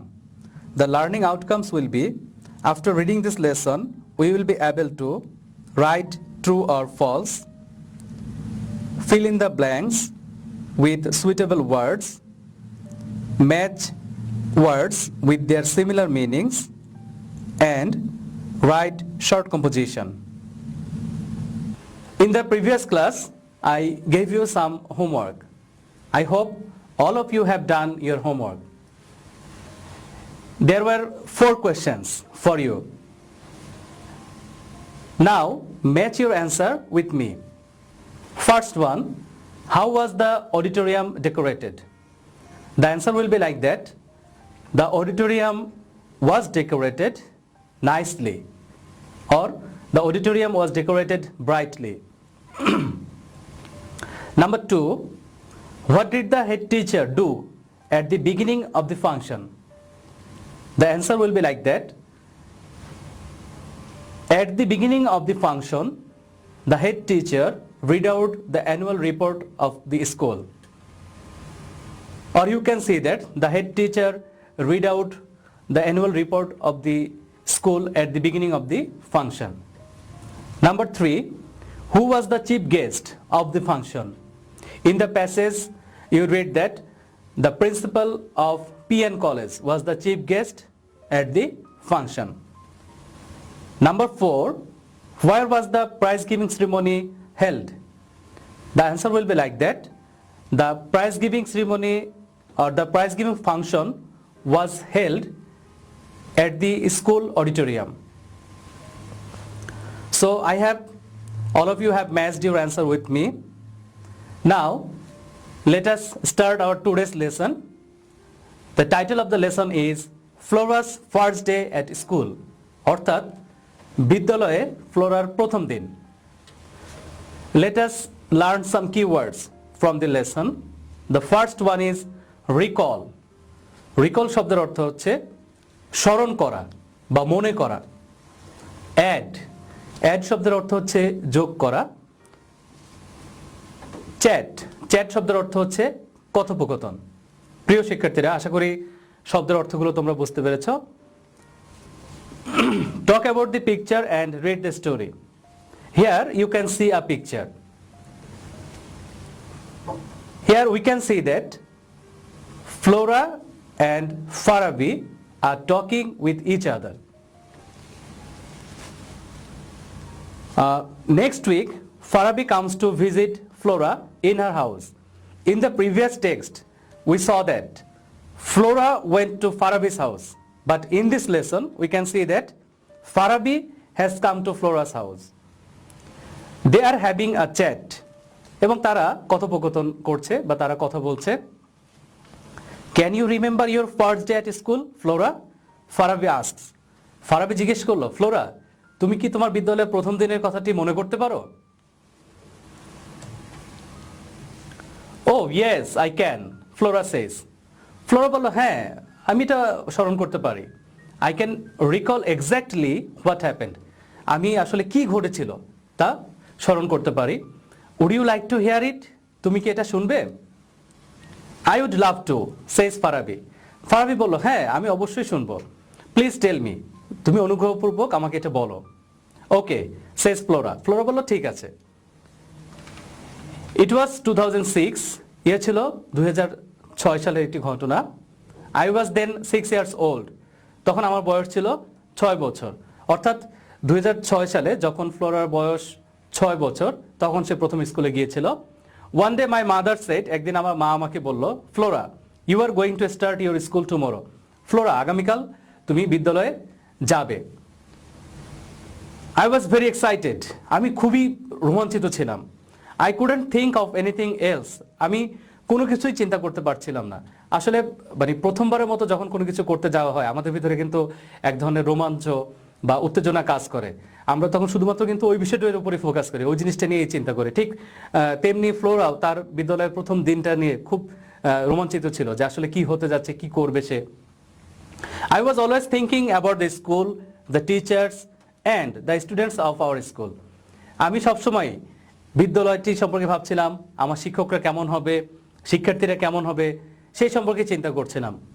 I couldn't even sleep well that night. এমনকি ওই রাতে আমি ঘুমাতেও পারিনি, যেটা আসলে আমাদের প্রত্যেকের ক্ষেত্রে এরকম হয়তো হয়। যখন আমরা কোনো বিষয় নিয়ে খুব বেশি চিন্তা করি বা আমরা যখন খুব বেশি রোমাঞ্চিত থাকি, আসলে দেখা গেল যে ওই রাত্রে আমরা ঘুমাতেই পারছি না। আমরা ওই যে সারাক্ষণ ওই জিনিসটাই আমাদের হয়তো মাথায় আমরা ভাবতে থাকি। The next morning, my mother woke me up early in the morning. পরবর্তী দিন সকালবেলা আমার মা খুব সকাল আমাকে ঘুম থেকে উঠিয়ে দিলেন। I had a bath and put on my best clothes. আমি গোসল করেছিলাম এবং আমার সবথেকে ভালো পোশাকটা পরিধান করেছিলাম। Then I had breakfast and started for the school with my mother. তারপর আমি সকালে নাস্তা করেছিলাম এবং আমার মায়ের সাথে বিদ্যালয়ের উদ্দেশ্যে রওনা করেছিলাম। আসলে যখন কোনো কিছুতে আমরা প্রথমবারের মতো করতে যাই, সাধারণত যেহেতু ওই জিনিসটা নিয়ে আমরা রোমাঞ্চিত থাকি, রাতে ঘুমানো হয় না ঠিকভাবে, এজন্য কি পরদিন কিন্তু সকালবেলা খুব তাড়াতাড়ি জেগে ওঠা হয়। ঠিক তেমনি ফ্লোরাও কিন্তু পরের দিন খুব সকাল সকাল ঘুম থেকে জেগে উঠে সে প্রথমে যে কাজটি করলো, গোসল করলো, এবং সে সব থেকে তার ভালো যে পোশাকটি ছিল এটি সে পরিধান করেছিল, এবং তার সকালে নাস্তা করার পরই তার মায়ের সাথে বিদ্যালয়ের উদ্দেশ্যে রওনা করেছিল। The school was not very far from our house. বিদ্যালয়টি আমাদের বাসা থেকে খুব বেশি দূরে ছিল না। So we walked all the way, তাই আমরা হেঁটেই বিদ্যালয়ে গিয়েছিলাম। সো এই প্যাসেজ থেকে আমরা কি দেখলাম, যে this passage is about Flora's first day at school. In this passage Flora tells about her first day in the school. In the passage at the beginning, we can see that Farabi has come to Flora's house. He asks Flora about her first day at school. She asks her if she could remember what happened on that day. And in reply, Flora said that she could exactly remember what happened on that day. It was in 2006 when she was 6 years old. One day, her mother said that, Flora, you are going to start your school the next day. Flora was very excited. She couldn't even think of anything else. She just only thought about her school, her teachers, the students of that school. And at night, she couldn't sleep well. In the morning, she woke up very early. She had her bath. She had her breakfast. She put on her best clothes. And as the school was close to her home, she and her mother walked there. তাহলে প্রিয় শিক্ষার্থীরা, তোমরা এই passage থেকে কি শিখলে? এটা শিখলে যে এই প্যাসেজটি হচ্ছে মূলত ফ্লোরার বিদ্যালয়ের প্রথম দিন সম্পর্কে। এখানে আমরা দেখতে পাচ্ছি যে ফ্লোরা বাসায় ফারাবি এসেছে তার সাথে দেখা করার জন্য। ফারাবি এবং ফ্লোরা তারা কথা বলছে। ফারাবি ফ্লোরাকে তার বিদ্যালয়ের প্রথম দিন সম্পর্কে জানতে চাইলো। ফ্লোরা এবং ঠিক কি ঘটেছিল এই বিষয় সম্পর্কে ফারাবিকে সে ব্যাখ্যা করলো। সে বলল যে এটা ছিল 2006 সালে, যখন তার বয়স ছিল 6 বছর। তখন একদিন তার মা তাকে বলল যে, ফ্লোরা, তুমি তো আগামীকাল থেকে বিদ্যালয়ে যাবে। তখন ফ্লোরা খুবই রোমাঞ্চিত ছিল। সে অন্য কিছু চিন্তা করতে পারছিল না। সে শুধুমাত্র তার বিদ্যালয়, তার শিক্ষক, তার বিদ্যালয়ের শিক্ষার্থীরা কেমন হবে সেই সম্পর্কে সে চিন্তা করলো। এমনকি রাতের বেলা সে কিন্তু এতটাই রোমাঞ্চিত ছিল যে সে রাতে ঠিকভাবে ঘুমাতেও পারেনি। পরদিন খুব সকালে সে ঘুম থেকে উঠলো। ঘুম থেকে ওঠার পর সে গোসল করলো। সে তার সব থেকে ভালো পোশাকটি পরিধান করলো। তারপর তার সকালে নাস্তা করার পর, যেহেতু বিদ্যালয়টি তার বাড়ির খুব কাছাকাছি ছিল, এজন্য কোনো ধরনের যানবাহন তারা না নিয়ে সে এবং তার মা হেঁটেই বিদ্যালয়ে গিয়েছিল। This is the passage. প্রিয় শিক্ষার্থীরা, আশা করছি যে তোমরা এই প্যাসেজটি বুঝতে পেরেছ। দেখা যাক এই প্যাসেজের সাথে কিছু আমরা এক্সারসাইজ দেখি। এখন দেখো, প্রথমে আমরা এখানে কিছু ট্রু ফলস দেখতে পাচ্ছি। Say whether the following statements are true or false. তোমাকে বলতে হবে যে এই যে বাক্যগুলো এখানে দেয়া আছে এটা true or false. If false, give the correct information. যদি ফলস হয় তাহলে তোমাকে কি করতে হবে? সঠিক তথ্যটি দিতে হবে বা সঠিক বাক্যটি লিখতে হবে। আমরা প্রথম বাক্যটি দেখি। Farabi and Flora are talking at school. Farabi এবং ফ্লোরা তারা বিদ্যালয়ে কথা বলছে, কিন্তু আমরা প্যাসেজের শুরুতেই যে ছবিটা দেখেছি এটা কিন্তু আসলে বিদ্যালয়ের ছবি ছিল না। এটা ছিল কি? ফ্লোরার বাসার ছবি, যেখানে ফারাবি তাকে দেখতে এসেছিল, তারা একসাথে কথা বলছিল। তাহলে এই বাক্যটি কি? It is false. The correct answer will be Farabi and Flora are talking at home. Second one, Flora is talking about her school. ফ্লোরা তার বিদ্যালয় সম্পর্কে কথা বলছে, কিন্তু আসলে এটা আমরা দেখতে পাচ্ছি এই অনুচ্ছেদে যে ফ্লোরা তার বিদ্যালয়ের প্রথম দিন সম্পর্কে কথা বলছে। তাহলে এই বাক্যটিও কি? এটি ফলস। এটি হবে Flora is talking about her first day at school. তৃতীয় বাক্যটি দেখো। Flora first went to school at the age of 6. Flora বয়স যখন 6 বছর তখন সে বিদ্যালয়ে গিয়েছিল। হ্যাঁ, এটা আমরা দেখেছি কিন্তু প্যাসেজে যে যখন 2006 সালে তার বয়স যখন 6 বছর হয়েছিল তখন তার মা বলেছিল যে তুমি কিন্তু আগামীকাল থেকে বিদ্যালয়ে যাবে। তাহলে এই বাক্যটি কি? It is true. তারপরে দেখো 4 নম্বরে, হার mother dressed her in the best clothes. তার মা তাকে সব থেকে ভালো পোশাক পরিধান করিয়ে দিয়েছিলেন। এটা আমরা দেখতে পেয়েছি প্যাসেজে যে হ্যাঁ, ফ্লোরা কিন্তু গোসল করার পরে সে কিন্তু তার সব থেকে ভালো পোশাকটি পরিধান করেছিল বিদ্যালয়ে যাওয়ার উদ্দেশ্যে। তাহলে it is true. Flora walked to school. Flora বিদ্যালয়ে হেঁটে গিয়েছিল। হ্যাঁ দেখো, যেহেতু আমরা রেখেছিলাম যে the school was close to her house, যেহেতু তার বিদ্যালয়টি তার বাসার খুব কাছে ছিল, এজন্য কিন্তু তারা কোনো ধরনের they didn't take any kinds of vehicles, they worked together. তাহলে এই সেন্টেন্সটি কিন্তু ট্রু। তাহলে প্রিয় শিক্ষার্থীরা, এই যে ট্রু ফলসটা আমরা দেখলাম, এটা নিশ্চয়ই তোমরা বুঝতে পেরেছো। দেখো এর পরবর্তী এক্সারসাইজটি খেয়াল করো। প্রিয় শিক্ষার্থীরা দেখো, আমরা যদি অনুচ্ছেদটি, এখানে যে শূন্যস্থানটি দেওয়া রয়েছে, এটা যদি আমরা আরেকবার পড়ি, Flora is a student, she is class 7, she can remember her day at school even today, she dash two school in 2006, her mother to school, the school was dash a long way from their house, dash Flora walked to school, dash her mother. ওকে, এখন আমরা যদি এখানে কিছু suitable শব্দ ব্যবহার করতে চাই, তাহলে তোমাকে কিন্তু চিন্তা করতে হবে। অর্থাৎ তুমি কিন্তু সরাসরি চাইলেই প্যাসেজ থেকে কিন্তু শব্দ এখানে ব্যবহার করতে পারছো না, তোমাকে একটু চিন্তা করে এখানে শব্দ ব্যবহার করতে হবে। এখানে বিভিন্ন পার্টস অফ স্পিচ থেকে তুমি শব্দ ব্যবহার করবে। যেমন আমরা যদি প্রথম শূন্যস্থানের কথাটা চিন্তা করি, শি ইজ ইন ক্লাস 7, আমরা এখানে ইন শব্দটি ব্যবহার করতে পারি। She can remember her dash day, এখানে আমরা বলতে পারি কি first day at school even today. She, এই শূন্যস্থান আমরা বলতে পারি went, she went to school in 2006। Her mother, এখানে আমরা বলতে পারি took, her mother took her to school. The school was, এখানে আমরা বলতে পারি not, the school was not a long way from their house. এই শূন্যস্থান আমরা বলতে পারি so Flora walked to school, এই শূন্যস্থান আমরা বলতে পারি উইথ হার মাদার। তাহলে দেখো প্রিয় শিক্ষার্থীরা, আমরা যদি উত্তর সহ প্যাসটা একবার পড়ি, তাহলে Flora is a student, she is in class 7, she can remember her first day at school even today, she went to school in 2006, her mother took her to school, the school was not a long way from their house, so Flora walked to school with her mother. প্রিয় শিক্ষার্থীরা, আশা করি শূন্যস্থানটি তোমরা বুঝতে পেরেছো। তাহলে তোমাদের জন্য আমি পুরো ক্লাসটি আরেকবার একটু রিক্যাপ করছি। তাহলে এই প্যাসেজটি, আমাদের অনুচ্ছেদটি বা যে প্যাসেজটি আমরা পড়লাম, এটির শিরোনাম ছিল Flora's first day at school. At the beginning of the lesson, আমরা এই অনুচ্ছেদের শুরুতে দেখতে পেয়েছি যে Flora and Farabi are talking at home. In this passage Farabi has come to see Flora and Farabi asks Flora about her first day at school. Farabi asked Flora if she could remember her first day at school. In reply, Flora said that she could exactly remember what happened on that day. Flora said that it was in 2006 when she was 6 years old, and one day her mother told her that she was going to start her school from the next day.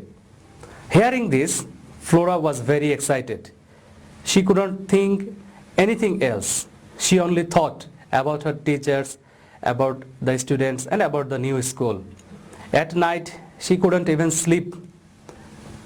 She was so excited that she woke up very early in the morning. She had her bath and put on her best clothes. Then she had her breakfast and started for school with her mother. As the school was very near to their house, they did not take any vehicle. They walked together to the new school. এই ছিল আমাদের প্যাসেজের মূল বক্তব্য। এরপরে আমরা একটি অনুশীলন করেছিলাম, যেখানে ছিল কি ট্রু ফলস ছিল তোমাদের জন্য। যেখানে আমরা 5টা বাক্য দেখেছিলাম এবং এই ট্রু ফলসগুলো সবগুলোই আমরা আলোচনা করেছিলাম। আমরা দেখতে পেয়েছিলাম যে ফারাবি এবং ফ্লোরা তারা বিদ্যালয়ে কথা বলছে, এটা ছিল ফলস ছিল, এটা ছিল তারা ঘরে কথা বলছিল। Flora is talking about her school, এটা ছিল আসলে Flora is talking about her first day at school. Flora first went to school at the age of 6, এই বাক্যটি ট্রু ছিল। Her mother dressed her in the best clothes, এটাও true ছিল। Flora walked to school, এটাও true ছিল। এরপরে আমরা যেটা দেখেছিলাম শূন্যস্থানগুলো, এখানে আমি তোমাদের বলেছিলাম যে প্রথম শূন্যস্থানে তোমরা ইন ব্যবহার করতে পারো,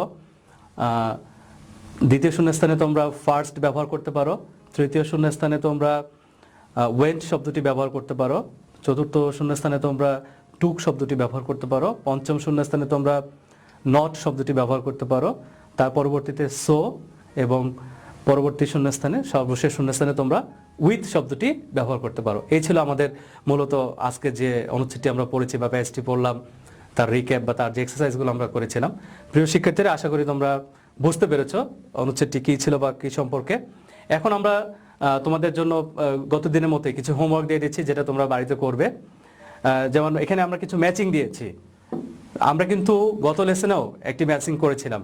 তো তোমাদের কি করতে হবে, প্রথমে ম্যাচিং এর ওয়ার্ডগুলো, বাম পাশের ওয়ার্ডগুলো পড়বে, তারপর ডান পাশের ওয়ার্ডগুলো পড়বে, এবং যেটা যে শব্দগুলো তোমরা মনে করবে যে অর্থটা কাছাকাছি রয়েছে, সেই অর্থের সাথে তোমরা এটাকে কি মিল করবে। তারপরে এখানে তোমাদের জন্য আরেকটি হোমওয়ার্ক রয়েছে, সেটা হচ্ছে একটি শর্ট কম্পোজিশন লিখতে হবে এই প্যাসেজের উপর ভিত্তি করে। কারণ কি, তোমাদের প্রত্যেকেরই কিন্তু জীবনে যে বিদ্যালয়ের প্রথম দিনে একটা অভিজ্ঞতা রয়েছে, এটা কিন্তু খুবই রোমাঞ্চকর, এবং এটা কিন্তু আসলে সাধারণত আমরা সারা জীবন ধরে ভুলে না। এটা কিন্তু আমাদের মনের মণিকোঠায় এটা থেকেই যায় সবসময়, আসলে বিদ্যালয়ের প্রথম দিনটা, এটার অনুভূতিটা। তা এইটা সম্পর্কেই তোমরা একটি অনুচ্ছেদ লিখবে, যে about your first day at school. এখানে কিছু প্রশ্নের তোমাদের জন্য দিয়েছি, যে এই প্রশ্নের উত্তরগুলো চেষ্টা করবে তোমাদের লেখার ভিতরে, তোমাদের যে কম্পোজিশন থাকবে এই অ্যান্সারগুলো যেন তোমাদের কম্পোজিশনের ভিতরে আসে। যেমন প্রথমে ছিল how old were you at that time, তুমি যখন প্রথম বিদ্যালয়ে গিয়েছিলে তোমার বয়স কত ছিল। What is the name of the school of you went to, তুমি যে বিদ্যালয়ে গিয়েছিলে সেই বিদ্যালয়ের নামটা কি ছিল। What did you put on, তুমি তখন কি পোশাক পরিধান করেছিলে, অর্থাৎ নতুন পোশাক পরেছিলে কিনা বা ভালো পোশাক পরিধান করেছিলে কিনা, সেটা তুমি এখানে উল্লেখ করতে পারো। How did you feel before you started for the school, তুমি যখন বিদ্যালয় শুরু করার পূর্বে কেমন অনুভূতি ছিল তোমার, মূলত এই অনুভূতিটা কেমন ছিল, এটা তুমি এখানে লিখবে তোমার এই অনুচ্ছেদের ভিতরে।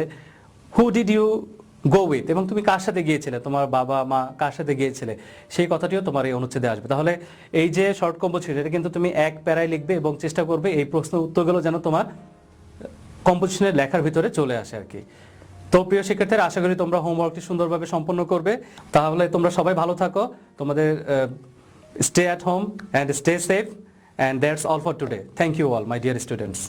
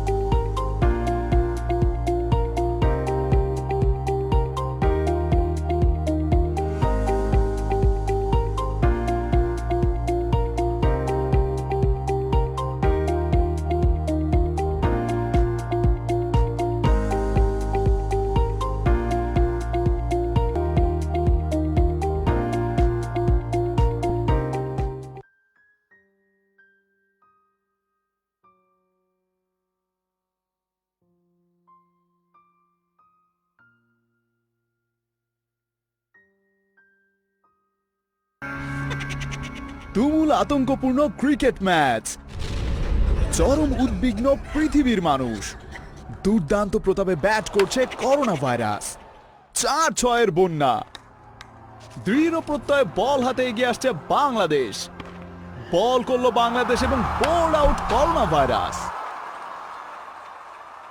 কিন্তু এ কি করলেন আম্পায়ার, এক আঙুল না তুললেন 3 আঙুল।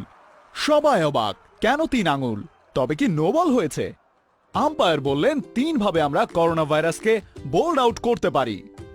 ঘন ঘন সাবান ও পানি দিয়ে অন্তত 20 সেকেন্ড ধরে হাত ধুই। প্রয়োজনে হ্যান্ড স্যানিটাইজার ব্যবহার করি। হাঁচি কাশির সময় টিস্যু পেপার, কাপড় অথবা বাহুর ভাঁজে মুখ ও নাক ঢেকে রাখি এবং নিয়মানুযায়ী হাত পরিষ্কার করি। জরুরি প্রয়োজন ছাড়া ঘরের বাইরে না যাই এবং জনসমাগম এড়িয়ে চলি, আর সামাজিক দূরত্ব বজায় রাখি। চলুন আমরা সবাই করোনা ভাইরাসকে করি বোল্ড আউট।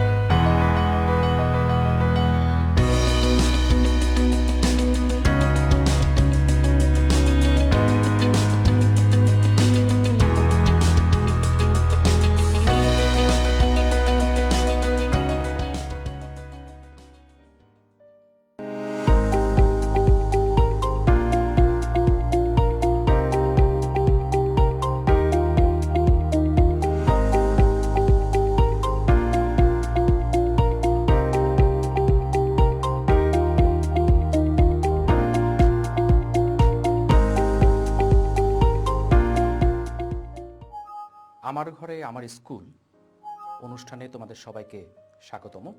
প্রিয় শিক্ষার্থী, আমি আছি মোহাম্মদ শরীফুল ইসলাম। তোমাদের সাথে আজকে আমরা যে বিষয়টি নিয়ে আলোচনা করব সেটি হচ্ছে অষ্টম শ্রেণীর বাংলা প্রথম পত্রের এবারের সংগ্রাম, স্বাধীনতার সংগ্রাম এই অধ্যায়টি নিয়ে। এই রচনাটি মূলত জাতির জনক বঙ্গবন্ধু শেখ মুজিবুর রহমানের 7 মার্চ 1971 সালের যে ভাষণ, বা আমরা যেটাকে বলি ঐতিহাসিক 7ই মার্চের ভাষণ, তার একটি অনুলিপি। এই অধ্যায়টি থেকে আমরা হাজার বছরের শ্রেষ্ঠ বাঙালি তথা বঙ্গবন্ধু শেখ মুজিবুর রহমান, যিনি আমাদের জাতির পিতা। তোমরা সবাই জানো যে এখন মুজিব বর্ষ চলছে। এই মুজিব বর্ষে তাকে আরও একবার বিনম্র শ্রদ্ধা জানাচ্ছি। হয়তো তিনি জন্ম নিয়েছিলেন বলেই বাংলাদেশ নামক একটি স্বাধীন রাষ্ট্রের জন্ম হয়েছিল, এবং এই স্বাধীন রাষ্ট্র জন্ম হবার পেছনে সবচেয়ে বড় যে বিষয়টি ভূমিকা পালন করেছে সেটি হচ্ছে তার ঐতিহাসিক 7 মার্চের ভাষণ।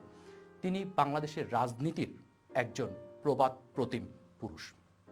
তাকে আমরা সবাই চিনি, তার নাম আমরা জানি, তাকে আমরা সবাই ভালোবাসি, শ্রদ্ধা করি। তার মধ্য দিয়েই বাংলাদেশ নামক জাতিরাষ্ট্রের অভ্যুদয় ঘটেছিল। আজকে আমরা অষ্টম শ্রেণীর যে বিষয়টি নিয়ে আলোচনা করব সেটি হচ্ছে এবারের সংগ্রাম, স্বাধীনতার সংগ্রাম।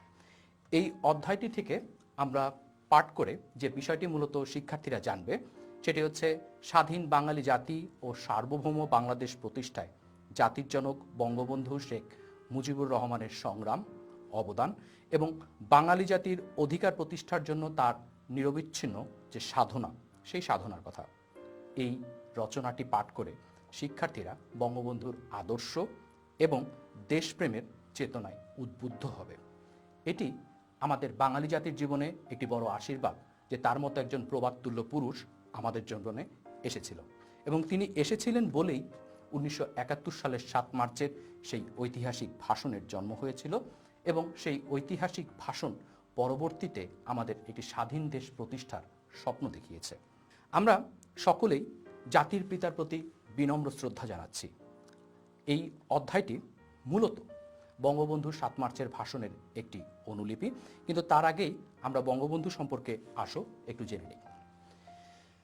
হাজার বছরের শ্রেষ্ঠ বাঙালি শেখ মুজিবুর রহমান স্বাধীন সার্বভৌম বাংলাদেশ রাষ্ট্রের স্থপতি ও বাঙালি জাতিসত্তা বিকাশের পুরোধা ব্যক্তিত্ব।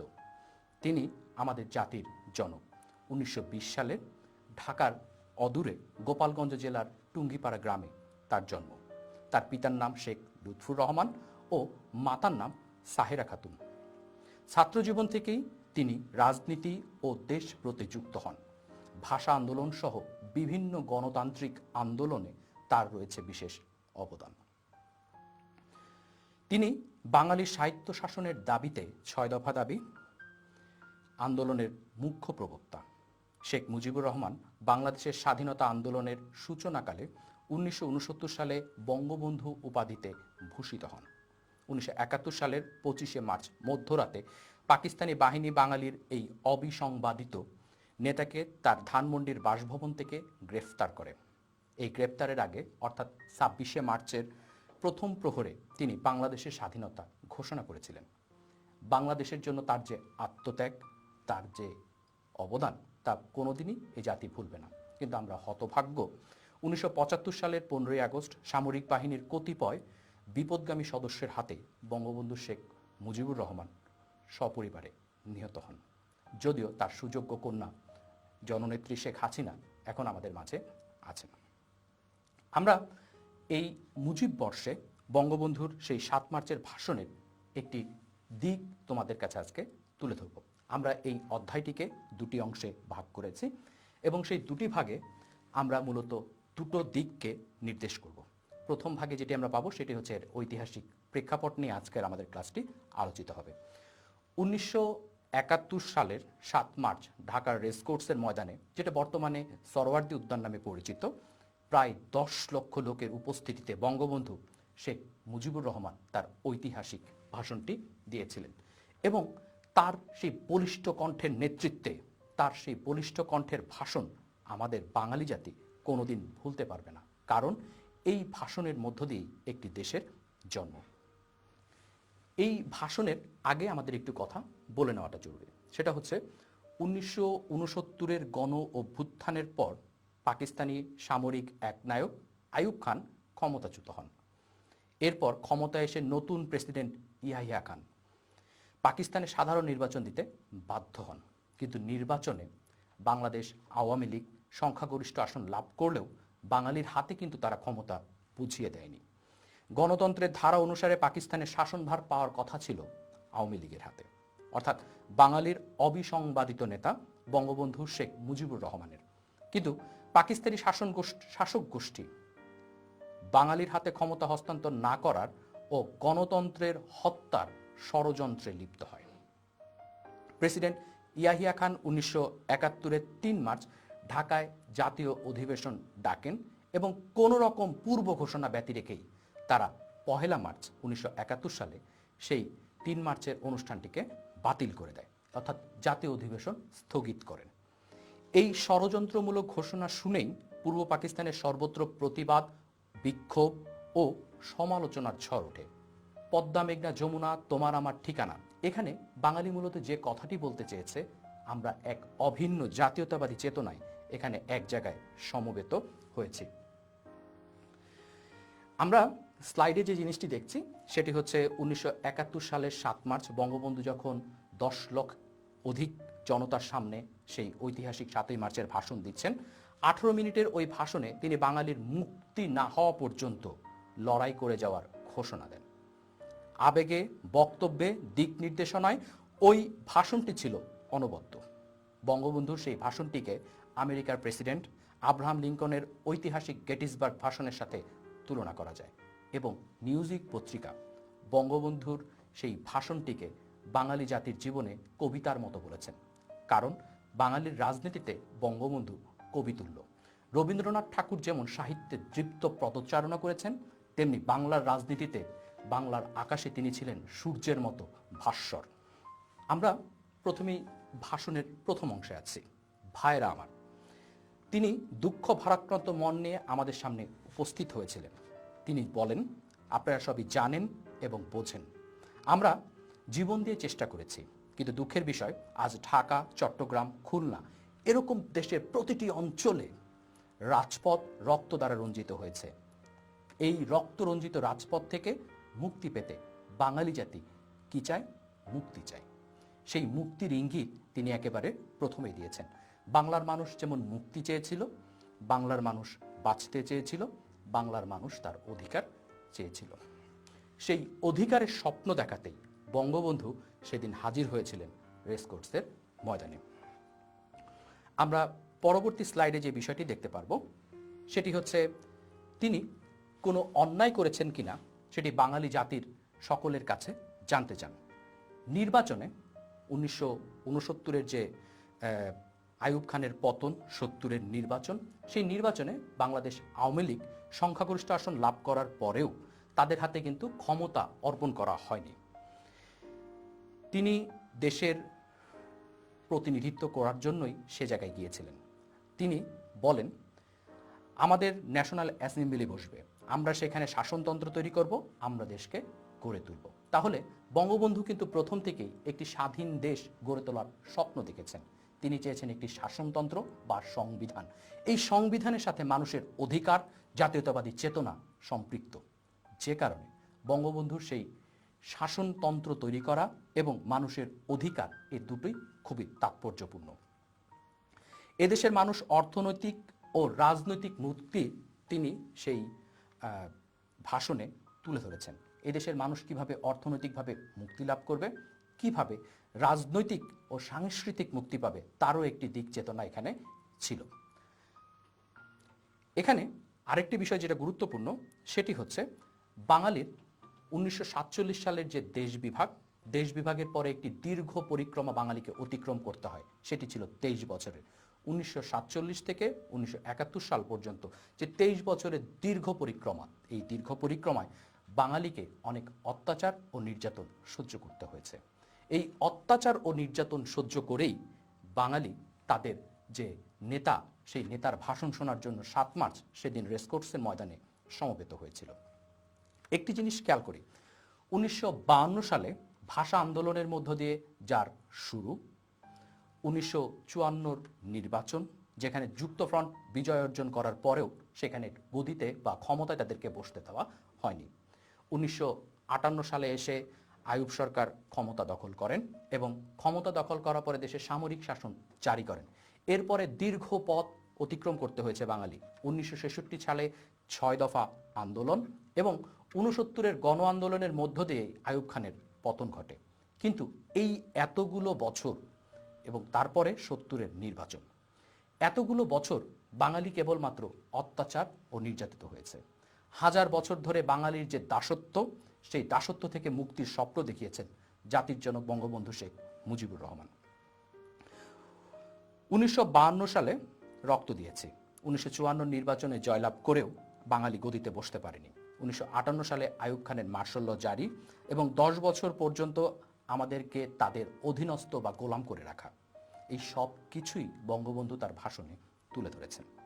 1966 সালের 6 দফা আন্দোলন এবং 6 দফা আন্দোলনের জন্য বা সাহিত্য শাসনের জন্য বাঙালির যে দাবি, সেই দাবিতে দেশের মানুষকে রক্তাক্ত করা, এই সব কিছুই বঙ্গবন্ধু সেই আন্দোলনে কথা 7 মার্চের ভাষণে তুলে ধরেন। 1969 সালে আইয়ুব খানের পতন হওয়ার পরে যখন ইয়াহিয়া খান দেশের সরকার হন, তিনি বলেছিলেন যে তিনি দেশের শাসনতন্ত্র দেবেন। কিন্তু বঙ্গবন্ধু তার সাথে দেখা করেছে, দেখা করার পরেও তিনি পাকিস্তান নয়, সমস্ত বাংলাদেশের মেজরিটি পার্টির জননেতা হিসেবে তাকে অনুরোধ করেছিলেন অধিবেশন দিতে। সেই অধিবেশন কিন্তু তিনি দেননি, বরং তাকে বঙ্গবন্ধুর সাথে তিনি বিভিন্নভাবে প্রতারণার আশ্রয় নেন এবং বঙ্গবন্ধু 1971 সালের 7 মার্চ সেই প্রতারণার দিকগুলোকে আমাদের সামনে তুলে ধরেন। 15 ফেব্রুয়ারি তারিখে বঙ্গবন্ধু এই দেশে চেয়েছিল যে একটা অধিবেশন হোক।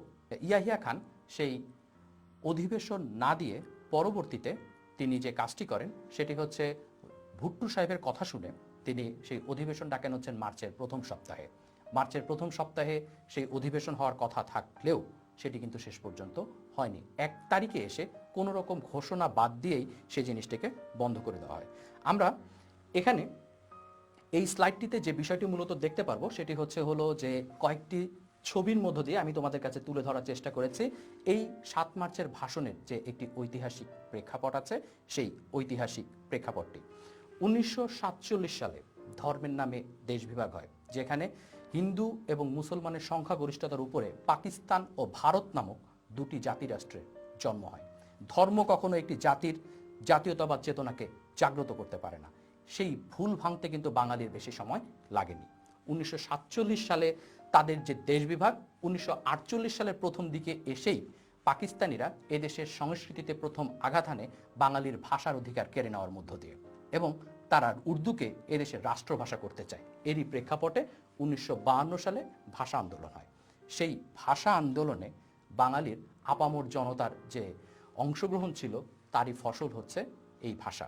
আমরা সগৌরবে আজকে বাংলায় কথা বলতে পারছি, এর পেছনে 1952 সালের যে ভাষা আন্দোলন ছিল সেই ভাষা আন্দোলনের একটি ভূমিকা ছিল। 1954 সালের যে নির্বাচন হয় সেই নির্বাচনে যুক্তফ্রন্ট ক্ষমতায় আসলেও সরকার গঠন করতে সেই অর্থে পারে না, কারণ পাকিস্তানি শাসক গোষ্ঠী তাদেরকে সেটি করতে দেয়নি। পরবর্তীতে যুক্তফ্রন্ট ভেঙে গেলে সেই সরকার গঠনের প্রক্রিয়াও ভেঙে যায়। এখানে একটা জিনিস মনে রাখতে হবে যে আমাদেরকে তারা নানাভাবে চেষ্টা করেছে যেন বাঙালি কোনোভাবেই মাথা তুলে দাঁড়াতে না পারে। বাঙালিকে অবদমিত করে রাখাই ছিল পাকিস্তানি শাসক গোষ্ঠীর একটি উদ্দেশ্য। 1958 সালে আইয়ুব খান এদেশে